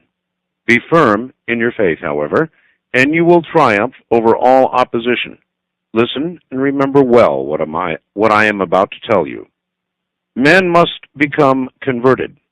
They must implore pardon for the sins that they have committed, and for those they will commit again in the future. You have requested a sign by which all men would understand my utterances given to humanity through you. This miracle you have seen at this very moment. It was the great miracle of the sun. All have seen it, believers and unbelievers, peasants, townsmen, scholars and journalists, laymen and priests. And now proclaim in my name." And what follows is the secret. Does that, Father, sound familiar? There is no preamble. Well, I'm not sure preamble was the right... Yeah, or there is no introductory statement in the actual secret, actual text of the secret itself. So you don't recognize what I just read? Not as a part of that one sheet of paper. No, but it may well be that what follows... Well, then let me give you just a little bit of what follows. A great punishment will come over the entire human race. Not yet today, nor tomorrow, but in the second half of the 20th century. What I have already made known at La Salette, yeah. by the children Melanie and Maximin, I believe it is. Maximin Giroux. I repeat to you, humanity has not changed as God requested it to. It has sinned and trampled underfoot the gift it had received. There is no order anywhere. Satan rules, even in the highest positions, and determines the direction of things. He will succeed in worming his way even unto the highest summits of the church. He will succeed in seducing the minds of great scholars who will invent armaments with which half of humanity can be destroyed in seconds. He will have the mighty among the peoples under his sway and will induce them to turn out mass production of arms. If humanity does not amend itself, I will be forced to let go the arm of my Son. If the mighty of the earth and of the church do not oppose this, I myself will do it, and I will ask God, my Father, to allow to come over men the punishment of his justice. It will then be that God will punish men more harshly than he did with the flood, and the mighty and the powerful shall perish along with the humble and weak. And it goes on from there. Yeah. No, it's not the text. It's not specific enough. The text is very dry and specific, and but all that is there is very accurate as regards the general Fatima interpretation of modern history, but it's not the text of the Third Secret that I know. All right. East of the Rockies, you're on the air with Father Malachi Martin. Hi. Hi. Where are you, sir? This is Bob from Wilkes-Barre, Pennsylvania. Hi, Bob. Hi. Listen, first of all, I want to thank Father Malachi Martin for appearing on his show again. Well, thank God, Bill, for that, Bob. Yeah, I really. He's the creator. Yeah, there are a lot of people I know that are out there that do appreciate you, even though there might be maybe a lot that don't, but I'm one of the ones that really do, and I've been up all night listening to the show. It's been great. Right. Anyway, what is your website, first of all? Because I want to maybe email you something. Website, hold on a moment. Well, listen, caller, if you're used to going to my website, all you've got to do is go up to the guest area and click on Father Martin's name. You'll go right over there. That's okay, right. then. All right. Well, Father Martin, I have like a ton of questions I can ask you, but I got to be pretty selective here. Yeah, I think so. Okay. Let's see. All right. Did you ever maybe make mention anywhere of a warning that's supposed to be given to mankind that came out of Garabandal? That yes. You just mentioned? There is going to be, but it's not a warning, Bob. No. We have no word in English. It's avertissement. In French, it's avertimiento. In Spanish, it means a putting on notice. Mm-hmm. Like the sheriff putting up a notice on your front door saying, you haven't paid your rent for 3 months. If you don't pay it by the following month, you will be blah, blah, blah, blah, blah, blah, blah. Mm-hmm. That's sort of it's a putting on notice. Just putting on a note. I don't understand. You know what? I did have something very similar to that last caller that was 37 years old that mentioned about that feeling. Is that could you maybe give a little more emphasis or describe that more? What it could be? Well, it's you see, for one reason or another, certain people have a greater perception of what their angel tells them. Mm-hmm. We don't know why. We don't know why. Oh, we do not know why. But that is in that nature. It's always comforting, but it's always admonishing in a gentle sense of the word. Yeah, because it seems like I lost a lot of the zest for things in the world, and it's like I'm being pointed out of the world into another direction. And I've had weird things happen to me back from 1990 on. And have you got a spiritual director, Bob? No. I know that. By the way, it's a very rare animal nowadays. But find a good spiritual director. They do exist. Yeah. How about you? At a certain point, Bob, just to finish it off, at a certain point, you just go round in circles unless you have a spiritual guide. Yeah. Okay, can I just ask you one quick question? Go ahead. All right. Is it within the church's laws? Like, is it possible to have maybe one of your relatives who died and who's maybe now a saint in heaven come to you and tell you something in the manner of a dream, but very Oh yes, quite feasible. Quite feasibly. You must be very careful with your imagination, of course. You must be, not to be deceived. And then you need a spiritual guide for judging those things. But it is feasible. Oh, yes, quite feasible. All right. Because the principle is this, that your flesh and blood, above all your own bone, flesh and blood, have a spiritual bond with you that nobody else has. And in the grace of God, and if they're with God, they can communicate. All right. West of the Rockies, you're on the air with Father Malachi Martin. Good morning. Art Bell, Father Martin, it's an honor to speak with both of you. This is Michael from San Jose. Hi, Michael. Hi, Michael. I have 3 questions for you, Father Martin, and they stem from your book, Hostage to the Devil. I have Windswept House, first edition hardback, looking at it, but I'm halfway through your other book first, so I can't get to the other one till yet. There is a passage in your introduction that says, The church is the only element in society with the authority and the availing remedy to counteract such manifest evil. I'm talking about possession. Right.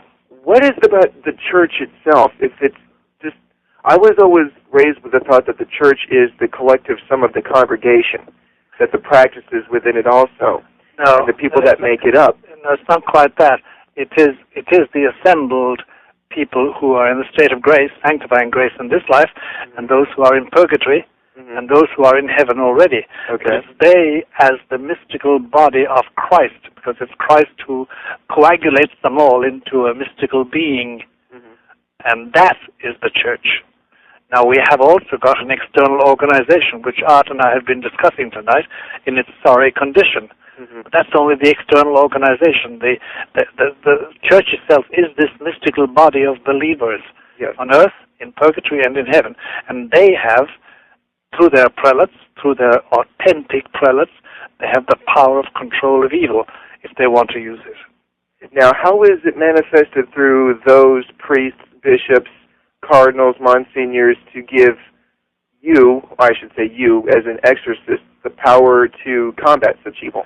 You must have authority from them. They must authorize you. Otherwise, you haven't got the power. And when you try to exorcise, you'll be caught. But if they do, but I mean, I'm just sitting here and listening to you pan on them for 2 hours, which I believe the church does need an enema, so to speak.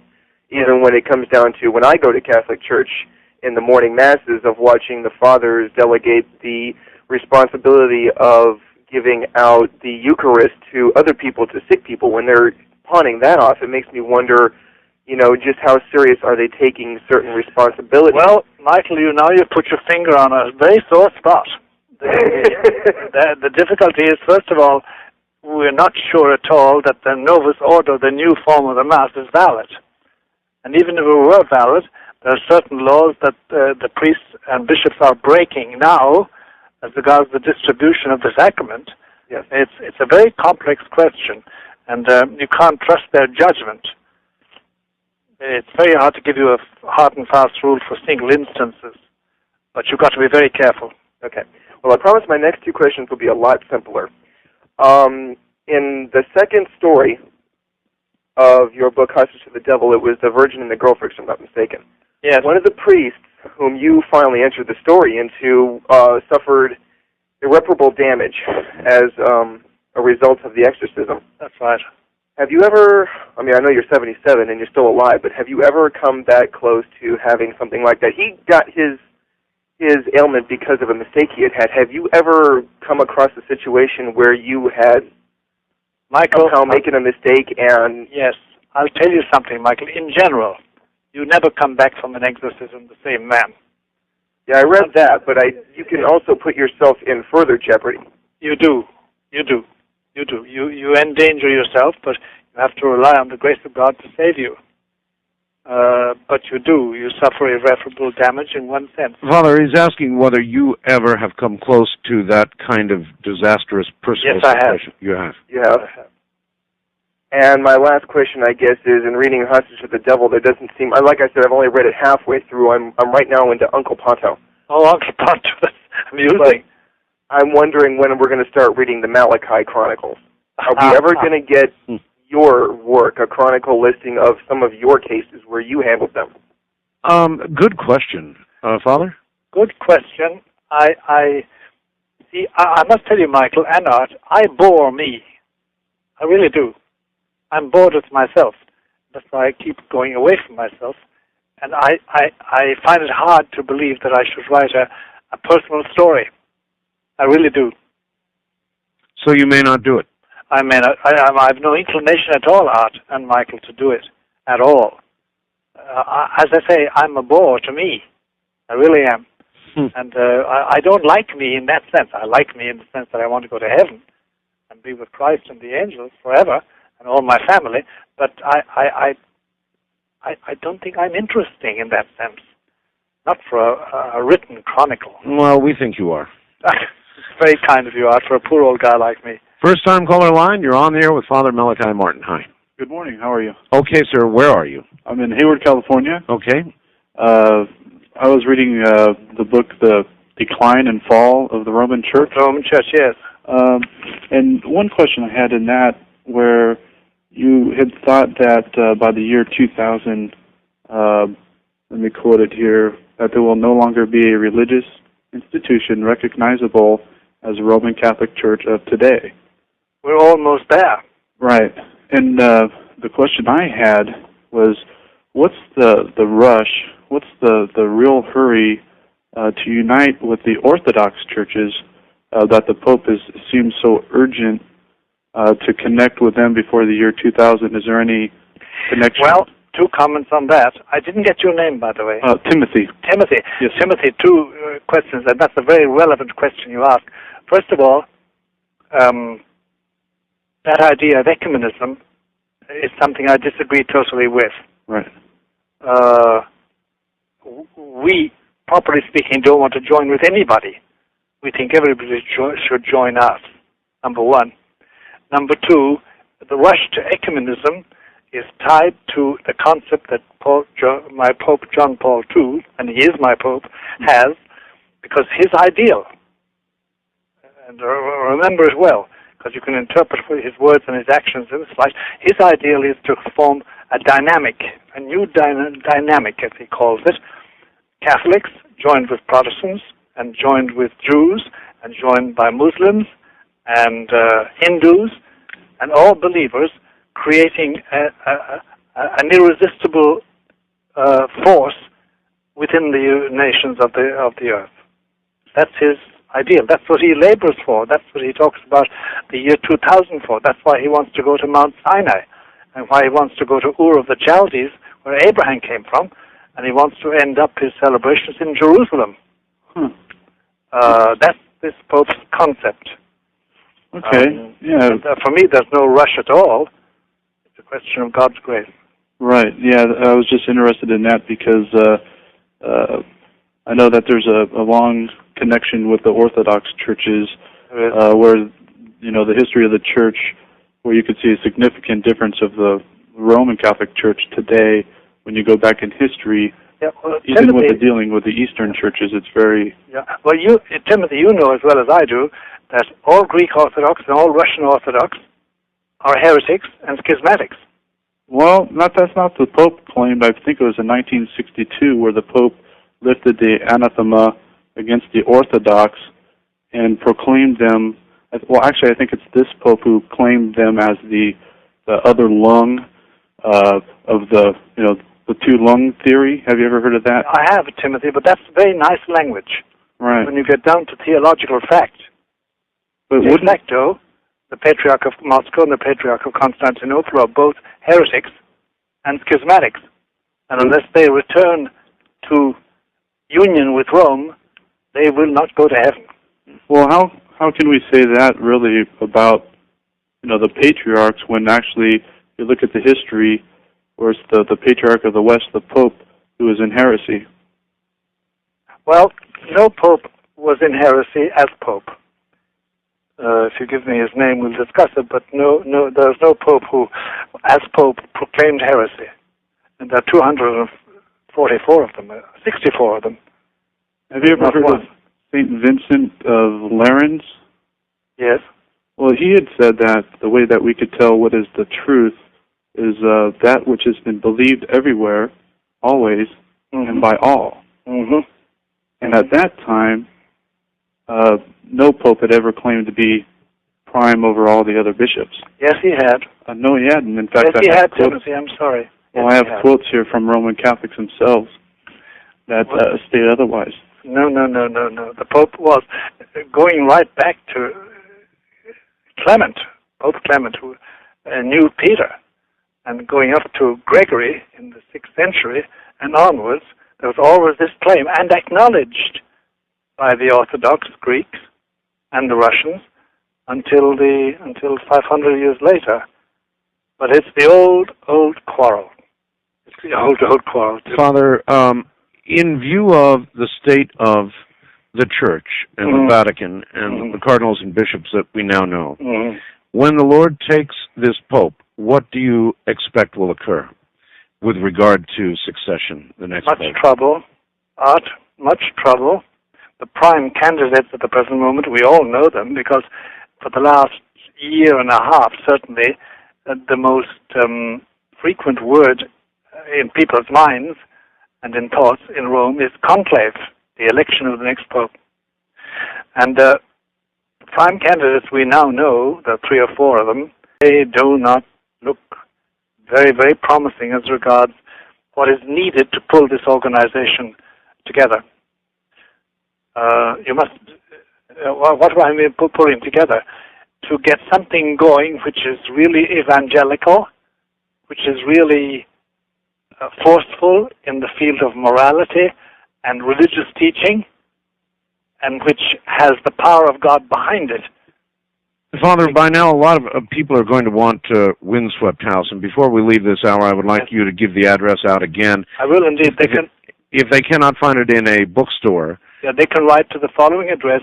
Write to me, care of Post Office Box POB 295, Lodi, Lodi, Wisconsin, zip code 53555. One more time. POB, Post Office Box 295, Lodi, Lodi, Wisconsin, zip code 53555. And how much should they include when they order? I think the price is something like $24 or $25. I can't check that immediately. I wish I could. I should. Probably somewhere in the area of $24.95. It's in the area of that. Yes. All right, Father Martin, stand by. We'll be right back to you. All right, here we go. Just a couple of things I want to quickly read. One from a friend in Australia, Father, yes, who says, I had a Jesuit priest tell me more of the third secret of Fatima years ago in Perth. He said, among other things, the last pope would be under control of Satan. Pope John fainted, thinking it might be him. We were interrupted before I could hear the rest. Any comment on that? Yes. It sounds as if they were reading or being told the text of the third secret. Oh, my. It sounds like it, but it's sufficiently vague to make one hesitate. Yes. It sounds like it. All right, and then just this one as well. This is from Dan in Davenport, Iowa. It says, I was told by an old Catholic priest while I was stationed in Asia in the late 70s that in the last days, nature will attack everything we have and know, and that all food will be gone. Starving will be so widespread that families will eat other members of their families, my God, just to stay alive. This madness will be so widespread, there will be no place that will be safe and no place to hide until all the peoples who do not believe in God are dead. Then life can start anew. No, that's not part of it. It's not part of it. But that first one... Yes, it is. And there's a certain element in the second one which is near the truth. Okay. And I'm sorry to be pushing on this. No, don't be sorry at all. I wish to God you hadn't got to push. You know? Okay, west of the Rockies, you're on the air with Father Malachi Martin. Good morning. Hi, good morning. This is Joseph from Hawaii. Yes, sir. Good morning, Joseph. Good morning, Father. Good morning, Art. I have a question, Father. I'm a little confused. When you say you have no authority to reveal the secret, yes. Wasn't the secret revealed to the nun and then on to a pope, and then wasn't it supposed to be revealed to the public at first, and yes, now it's being suppressed by the church? Yes. It was supposed to be revealed to the public in general. Isn't that the authority from the higher entity? No, that doesn't give me authority. Okay, I'm just a little confused. It seems like I'm not clear on the story, but... What he's saying, I think, Father, is that if God's original wish was for it to be revealed then, yes, and it was not, yes, then is not the authority present now as it was then? Well, exactly. For it to be revealed. Is that correct? I see his argument. It's a very forcible argument, and many people would agree with him. And with all due respect, Father, if you don't reveal the secret, And if the secret is held, wouldn't the members of the Catholic Church be perpetuating the suppression of the secret? Of the truth, yes, of course. Yes, of course they are. So therefore, it should be told. But in the Catholic Church, we work through the hierarchy, beginning with the Pope and the bishops. And I cannot take to myself the authority to overrule them. I think they should be overruled, but I haven't got the authority to do that. I wish I had, Joseph. I wish I had. I haven't. I haven't got even the authority to authorize exorcisms unless I have it from a bishop. Mm-hmm. In this case, the Bishop of Rome. All right, I understand that answer. Authority is a very, very fixed thing, because I have no other guide on this face of this earth except the voice of the Roman teaching, the Magisterium Romanum, as we call it. All right, Father. First-time caller line, you're on the air with Father Malachi Martin. Hi. Good morning, Father. Good morning. My name's John. Where are you, John? I'm in Miami Shores. Miami, all right. And I want to thank Father for some of the books he's written, particularly The Keys of This Blood. Thank you, John. I've always been very interested in politics and world politics, and he filled in a lot of the questions that had always bothered me from childhood. Mm-hmm. And I encourage you to continue with your writing. Shall do, please, God. And, I was going to ask about, he may have been a saint by the same name that you have, Malachi of Ireland. Yeah, Malachi. Yeah, he was a different. Pope. Yeah, he was a bishop. And he referred to a final pope, a pope like Peter of Rome. Is there anything to that? He has a list of popes. The only thing about that list of popes is he doesn't say that he has all the popes in it. I see. But he does refer to the two last popes, and he gives the Latin sort of names. And Petrus Romanus is the last pope, and the one preceding him is Gloria Olivae, the glory of the olive. These are all names, and actually the names Malachi gives to a certain amount of popes, St. Malachi does, they're very interesting names, and they always fit. For instance, the present pope, he described as Labor Solis. And Labor Solis is the classical American Latin expression for an eclipse of the sun. And in fact, the day that John Paul II was born, there was an eclipse of the sun. Amazing. It's a very funny list of names. And it's not complete. That's the only thing, John. Now, this talk of making Mary a co-redemptrix? Yes. They're not talking of making her that. A lot of people say we should acknowledge that she is. But there are difficulties in the way. Now, is there something, like I once heard from one of the sisters, I went to Catholic schools in Massachusetts, that saying the rosary might help make God's path become reality. Are there, I know you're reluctant to share what's in the letter, and I guess the die is cast when John the 23rd decided not to publish it at that time. There's nothing about the rosary in the secret.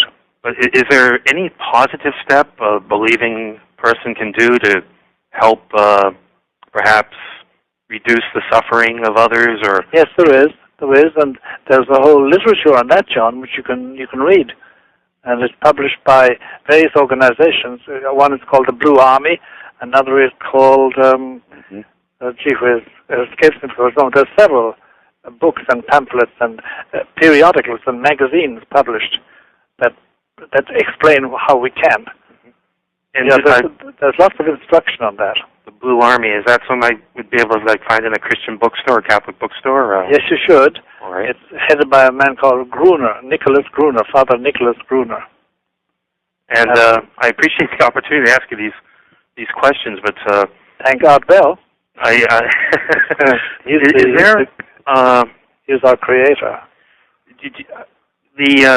There's a movement. I didn't see much of it in Massachusetts, but here in Florida, there's a church. Actually, it's not a Catholic church; it's a shrine, and they do the old Roman rite, the Roman Mass. John, Joseph, John, for your information, I say the Roman Mass every morning. Well, now it's time I'll be saying it. I don't know if it's because they changed the Mass when I was in the 3rd grade, but it feels more wholesome to me. Is it all right to take that path as opposed to the... Between you and me and the Holy Spirit, it's the only Mass. All right. I appreciate your call. Father, I said I would ask this, and so I'm going to ask it. I have people of many stripes and opinions and beliefs on this program. Sure. Dear Art, would you please ask Father Martin his opinion of Benjamin Krem and this Lord Maitreya, supposedly alive and well in London? Does Father Martin consider Lord Maitreya to be the Antichrist? No, he's not. Do you have any comments beyond that? Bernard Krem and the Maitreya are fulfilling a certain function pre-Antichrist. Pre-Antichrist. Yeah, but they're not the Antichrist. All right, we'll leave it right there. Okay. And one other question. Today, certain prophetic scholars are very much interested in why Gorbachev and the present Pope, John Paul, are in discussions, or more clearly, sharing the Russian language, which they can speak and few understand around them. Why are they in talks? They're in talks because John Paul's concept of Gorbachev's function is that in reality he is destined to exercise a certain role in the creation of the New World Order. And John Paul II is very keen on participating in the New World Order. I had a feeling that might be exactly what you were going to say. Yep. Wildcard line, you're on the air with Father Malachi Martin. Good morning. Good morning, gentlemen. This is Barbara in Tulsa. Tulsa, Oklahoma? Yes, sir. Yes, ma'am. I had a question for Father Malachi, a quick one about Fatima, and then I'd like to relate something that happened here in the house that was kind of frightening, and I wanted his opinion. Sure. On Fatima, Father Malachi, can you tell us if our country, the United States, is mentioned specifically in the secret? No, it's not mentioned specifically, but something very relevant to the States is mentioned. I see. I wanted to call on your professional experience as an exorcist to get your opinion about what happened here. I'll try to be fast. I know the airtime is precious. It concerns my mother. She's 83 and good health, but she is demented. Yeah. I took her to the front room for her afternoon nap. This is a couple of months ago. Put her on the sofa. I left. I was halfway down the hall when I heard a horrible shriek. I ran back to the room, and she was in total body violent convulsions. I had never seen this before. Body convulsion. Yes, Father. Yes. It was so violent that I was afraid to try to put her shoulders down on the sofa for fear I might break one of her bones or even one of mine. Yes, yes. It was just horrible. She was shrieking the entire time. I'd never heard her shriek. She's not a screamer, never has been, even before she became ill. This went on for 3 or 4 minutes when suddenly she collapsed backwards and her head fell slightly to the left. The color drained out of her face. It turned a yellow-gray. I beg your pardon? What's your question about all that? Okay, what happened afterwards, Father? Yeah. I'm looking down into her eyes. I didn't know what to do. I'd never seen anyone die. Suddenly, a small white ridge formed along the lower edge, the lower eyelid from the white tissue of the eyeball. It was in a horizontal plane from the nose to the ear. This began to move slowly up through the white tissue, through the iris of the eye, and the eyes turned yellow. The pupil disappeared. There was just a fuzzy outline around the eye. I thought, is this what happens to everyone when they die? Or I didn't know what to do. Did she die? No, she didn't. I thought she was dead. She was still as a stone, and all the color left her face. It turned this awful yellowish gray. All right, well, okay. I can almost answer that. I would say that a medical diagnosis is required long before you would get to the consideration of an exorcism. Spiritual, yes. There are many older people in this country now, worldwide, in fact. We're living longer, and dementia occurs. Dementia of various sorts begins to occur in people, and it's very easy to mistake that for something that would require an exorcism. And you'd have to go an awful long way before you would make that determination. Is that correct? He's right, ma'am. He's right. Yeah. Okay. It's a very frightening thing. Sure. But as we say, it would be a good physical examination, first of all, with a competent doctor. Have you done that? No, she's now gone. She's now gone, yeah. Yeah. But you're right, Art. I totally, you said what I would have said. That was my commentary on it. And you can't do that kind of diagnosis on the phone anyway. No, you can't. East of the Rockies, you're on there with Father Malachi Martin. Hello. Hi, good morning, Father Martin. Morning. Where are you, sir? I'm calling from Hyattsville, Maryland. Hyattsville, Maryland. You're going to have to yell at us. I can barely hear you. Very faint. Doran from Hyattsville, Maryland. I have one question about angels. Now, I've been spared by seconds twice in my life. And I know you believe in angels, but I have no perception of anyone looking after me. But my life has been spared. Any comment? He's asking, Father, about guardian angels. Yes. Yeah, I heard him. What I got was that he has no perception that anybody is taking care of him. Right. Well, that's a common perception, all right. But he should cultivate his angel. How do you cultivate him? You pray to him and ask his intercession. And you do something in his honor. You say a prayer in his honor, or you visit a church in his honor. Cultivate him, and he will talk. That's remarkable advice. I had a guest on Sunday. Brad Steiger is his name. He's a well-known author. Yes. And he believes firmly in guardian angels, but the one caution that he gave out is never pray to your guardian angel. I know. Well, there are those of us who pray continually to our angels. I don't know why Rod really forbids that. It's against all the practice in the Catholic Church. You don't pray to them as God. You pray to them as an angel, especially consigned to take care of you. But I'd love to hear Rod's reason for that. I really would. Actually, Brad Steiger. People confuse him with Rod Steiger. Brad Steiger. It's Brad Steiger. Uh-huh. I'd like to know why he would say that. All right. Back down to Father Malachi Martin. Yes. Father, welcome back. As always, the time just flies by. It always goes like a dream. It really does. Here in the middle of the night. All right. Well, I have people lined up by the gazillion to talk to you. First-time caller line. You're on the air with Father Malachi Martin. Good morning.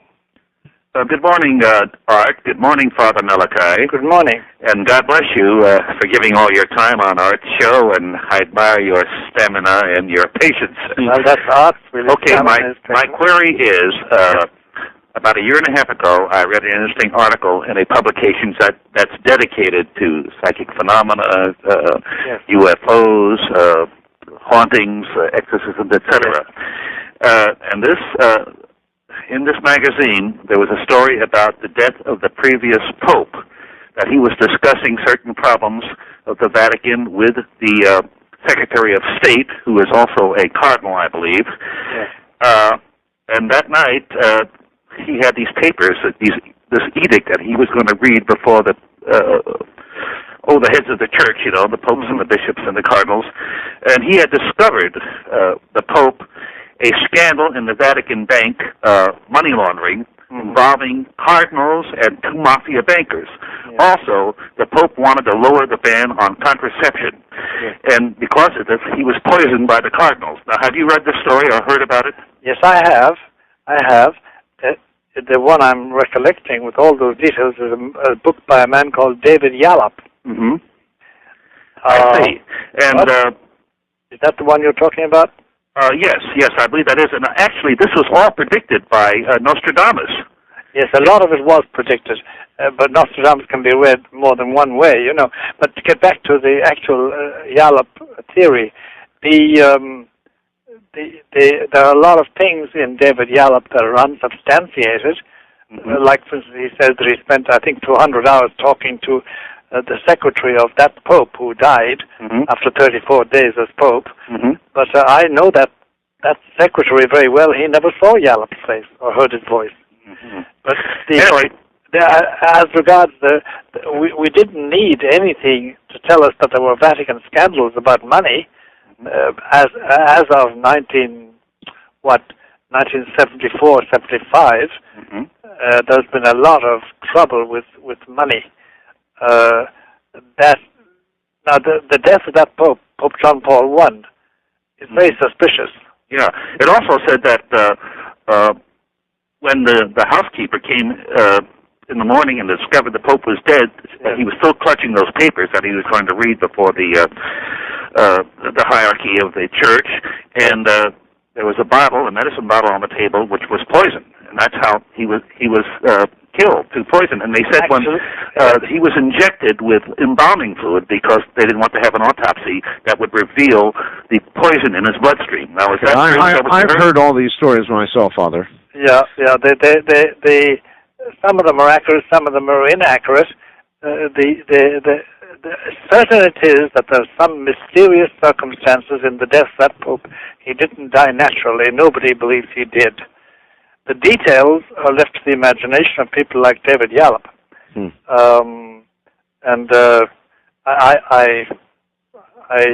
I've nothing to share on that at all, except to say that John Paul I was probably done in. Who did it? Well, if you would ask my opinion, but it takes a long time to explain if we haven't got that time, it's a lot of men within and outside the Vatican who could not put up with the reforms that he was going to inaugurate. And I asked you this earlier, you don't really rule out that kind of violence in the coming days, do you? No, I do not. No, I do not. Wildcard line, you're on the air with Father Malachi Martin. Where are you calling from, please? Hello? Hello? Yes, that's I'm you. Sorry. I'm calling from Red Bluff, California. Okay. And I heard the Father refer a previous caller to literature by the Blue Army. Yes. I was wondering if he is aware that the Blue Army was on a lecture circuit in the mid-'70s revealing the third secret of Fatima, and if he is aware of that, if that is accurate. Yes. Father Gruner and his organization never revealed the actual text. The actual text. I attended a lecture in the mid-'70s, and I don't remember it all, unfortunately. I think most of it was so frightening I just actually couldn't comprehend it. The only two things I remember that he said, it referred to a lot of civil unrest, and that children would be disobedient to their parents, and they would be tattooing their bodies and piercing their bodies, and children would be killing children. Yes. And those are the only two things that I seem to recall. Remember. It's not the actual content of the letter. We have children killing children, unfortunately. Yes. But no, that's not the sensational part of the third secret, as far as I remember, ma'am. All right. East of the Rockies, good morning. You're on the air with Father Malachi Martin. Where are you, please? Yes, I'm from Kansas City. Yes, sir. Yes. Father Martin, it's a great pleasure to hear you, talk. Thank you very much for saying that. And my question, and maybe I have a comment afterwards, is that can you see the Pope at some time or another, at one point, giving up the secret of this Pope? No. No. No. Okay. My comment is, Art, is that if what I've been hearing on the rest of your programs, yes, with the Major and Scanlon and the rest of it, yes, if that's leading up to what the third secret, yes, and the third secret, what you read, according to Father Martin, yes, is sort of a mild version of what it says. Yes. I don't think I want to hear what the third secret is. Well, very understandable, sir. Very understandable. It has not added to the sum of my happiness to have read it. Would you say that in a lot of ways, Father, that the world is better off not knowing? I mean, that almost has to be what the popes have decided. that the world is better off not knowing. Yes, that's what the popes have decided. Against that stands the order, which apparently the Queen of Heaven, as Catholics call her, gave to the Pope through the children. Publish it. Yes. That's the difficulty. That's the only difficulty I have. And it's a big one. Yep. West of the Rockies, you're on the air with Father Malachi Martin. Hi. Hi. Hi, where are you? I'm Lenore in San Diego. San Diego, okay. And my question, Father Martin, Yes. is Our Lady of Medjugorje, in one of her Yes. sayings to the children, was that if we return to God Yes. and change our lives to reflect that return to God, Yes. and pray enough, Yes. perhaps God would not send the comet. And I'm wondering if the comet has anything to do with the third secret. No, ma'am. The comet is not mentioned, and the difficulties, or as they call them, the chastisements, the punishments mentioned in the third secret, are not those caused by a comet impacting on the Earth. Do you know of anything else? The only time I've ever heard anything about a comet was in that one statement she said to the children several years ago. Yeah, I have a difficulty about Medjugorje. Since it has not been sanctioned by the church, by church authority, I can't rely upon it. I can't rely upon it. It hasn't been denied by the church either. And no, it hasn't. You're quite right. I've had major spiritual, joyful, deeply gratitudinal feelings. And millions have also. Yeah. Millions have also. The unfortunate thing is that the church has not approved of it yet, and I'm afraid to trust myself, Oh, I understand. But that's... My experience is very deeply involved, though. I absolutely believe it. All right. Thank you. Thank you very much, and take care. First-time caller line, you're on the air with Father Malachi Martin. Hello. Hello, this is Wayne, somewhere in Kentucky, trucking across America. In a truck in Kentucky somewhere, okay? Yeah, question for Father. Yes. Isn't it written in the good book that evil has to be requested to come into your home? Yes, it is. In regards to Benjamin Grimm of last week there, this malevolent spirit of his, it's waiting for everybody to request it to come into their home through one of these NBC, ABC, or something like that. Wouldn't you consider that evil requesting to come into everybody's home by turning on the channel?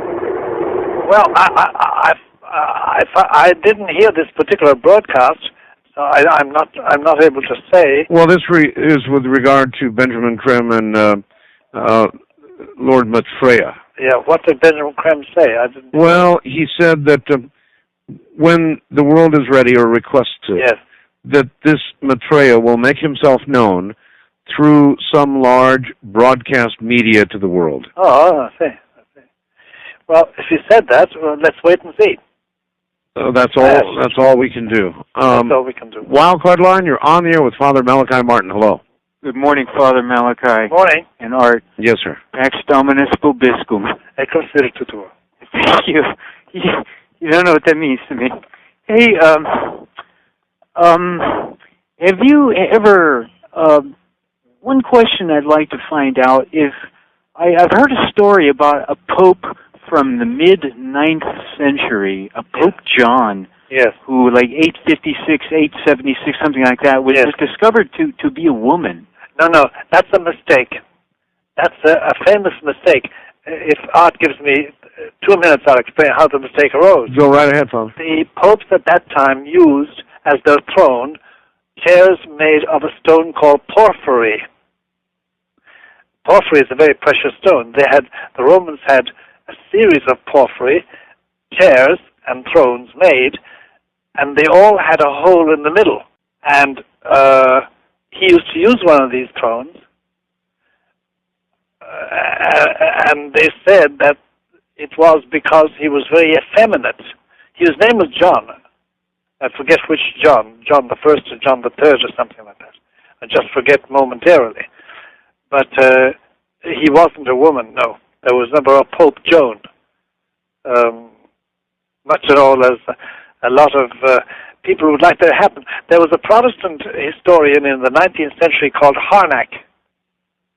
And Harnack had a healthy dislike of the Roman Catholic Church. And he wrote the definitive book about Pope Joan, demolishing the myth. And if anybody would have liked to create or foment the story, it would have been Harnack. But he came to the conclusion that it was a total fabrication. Wow. All right. There were lewd stories told about him. The purpose of the whole being to masturbate, etc. I wasn't going to shock your audience with all that details. Yep. All right. Wildcard line, you're on the air with Father Malachi Martin. Good morning. Oh, let me turn my radio down. Yes, thank you. Father. Yes. Yeah, I was wondering, if I read Revelation 12, would I be fairly more enlightened as to the aspect of the third secret? Would that help? Well, Sister Lucia, who wrote down the third secret, says that the whole of the secret is contained in chapters, I think it's 12 to 17 of the book of Revelation. Okay, that's starting to make absolute sense. Have you seen the painting of her last vision? Is it a woman clothed with the 12 stars? That the sign of heaven? No. It's the crucifixion with Our Lady. No, I haven't. Okay, try and get a hold of that picture. It's her last vision in 1929. I will do. That's great news. And can I ask you another question? Because sometimes you say this Pope is more attuned with the New World Order, but in other places, and I may have been misreading this, you say that he's opposed to it at the same time. Am I misreading? No, he's opposed to certain things in it. Certain things, yes. Yeah, certain things in it, but his attitude is we can't stop the New World Order. Right. And it's here anyway. So he's trying to align the church with it. He's trying to make do with it. Right. Hey, great, and thank you about that Revelations. I'll be checking into that. I had a funny feeling about that. Thank you very much. Well, thank you. A good lead. East of the Rockies, you're on there with Father Malachi Martin, and not a lot of time. Hello. Hello? Hi. Turn your radio off, please. Just a minute. Okay. Everybody should hello. do that right away. Hello. Hi. Father Malachi Martin? Yes. I wanted, it's nice to meet you. I listen every time you're on. I learn something new from you every time I hear you. I wanted to know this vision you talked about in Garibaldi. Garabandal. Where can I find written literature about it? Is it sanctioned by the church? Write me a short note with your name and address, and I'll send you back the relevant details. Okay. Write it at 217 East 66th Street, New York, 10021. And mention your name. 10021. And mention your name and your request, and I'll send you back the details, promise you. Oh, yeah, by the way, my name is Bonnie, and I'm calling from Philadelphia. Well, God bless you, Bonnie. Yeah, another thing that bothers me, and it's bothered me all along about this third secret, is the child still alive, the one who became a nun? Yes, she is. She's 89. She lives in Coimbra. My God. Wow.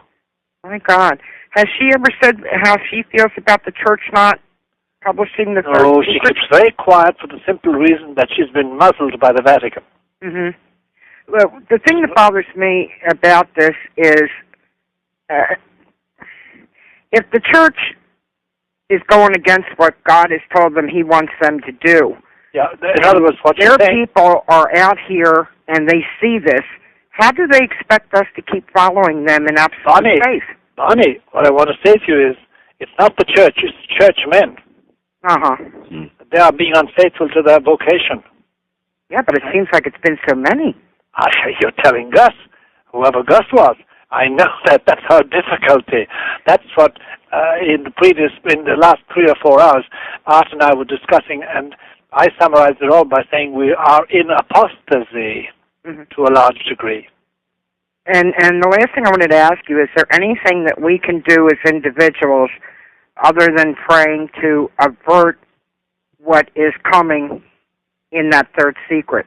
We can't avert it now. It is coming. When is something else, but it is coming for sure. Mm-hmm. We can mitigate it. We can mitigate it slightly, if you know what I mean. We can't avert it. Mm. Is the only thing we can do is pray? Pray, go to communion, say a rosary, cultivate the saints, stay in the state of grace, do good, visit the sick, visit those in prison, do corporal works of mercy. In other words, Bonnie, we know what to do exactly if we want to do it. Yeah. But it's not going to be an easy time.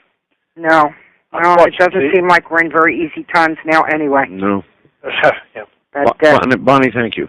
Thank you, Art. Bye-bye. Right, take care.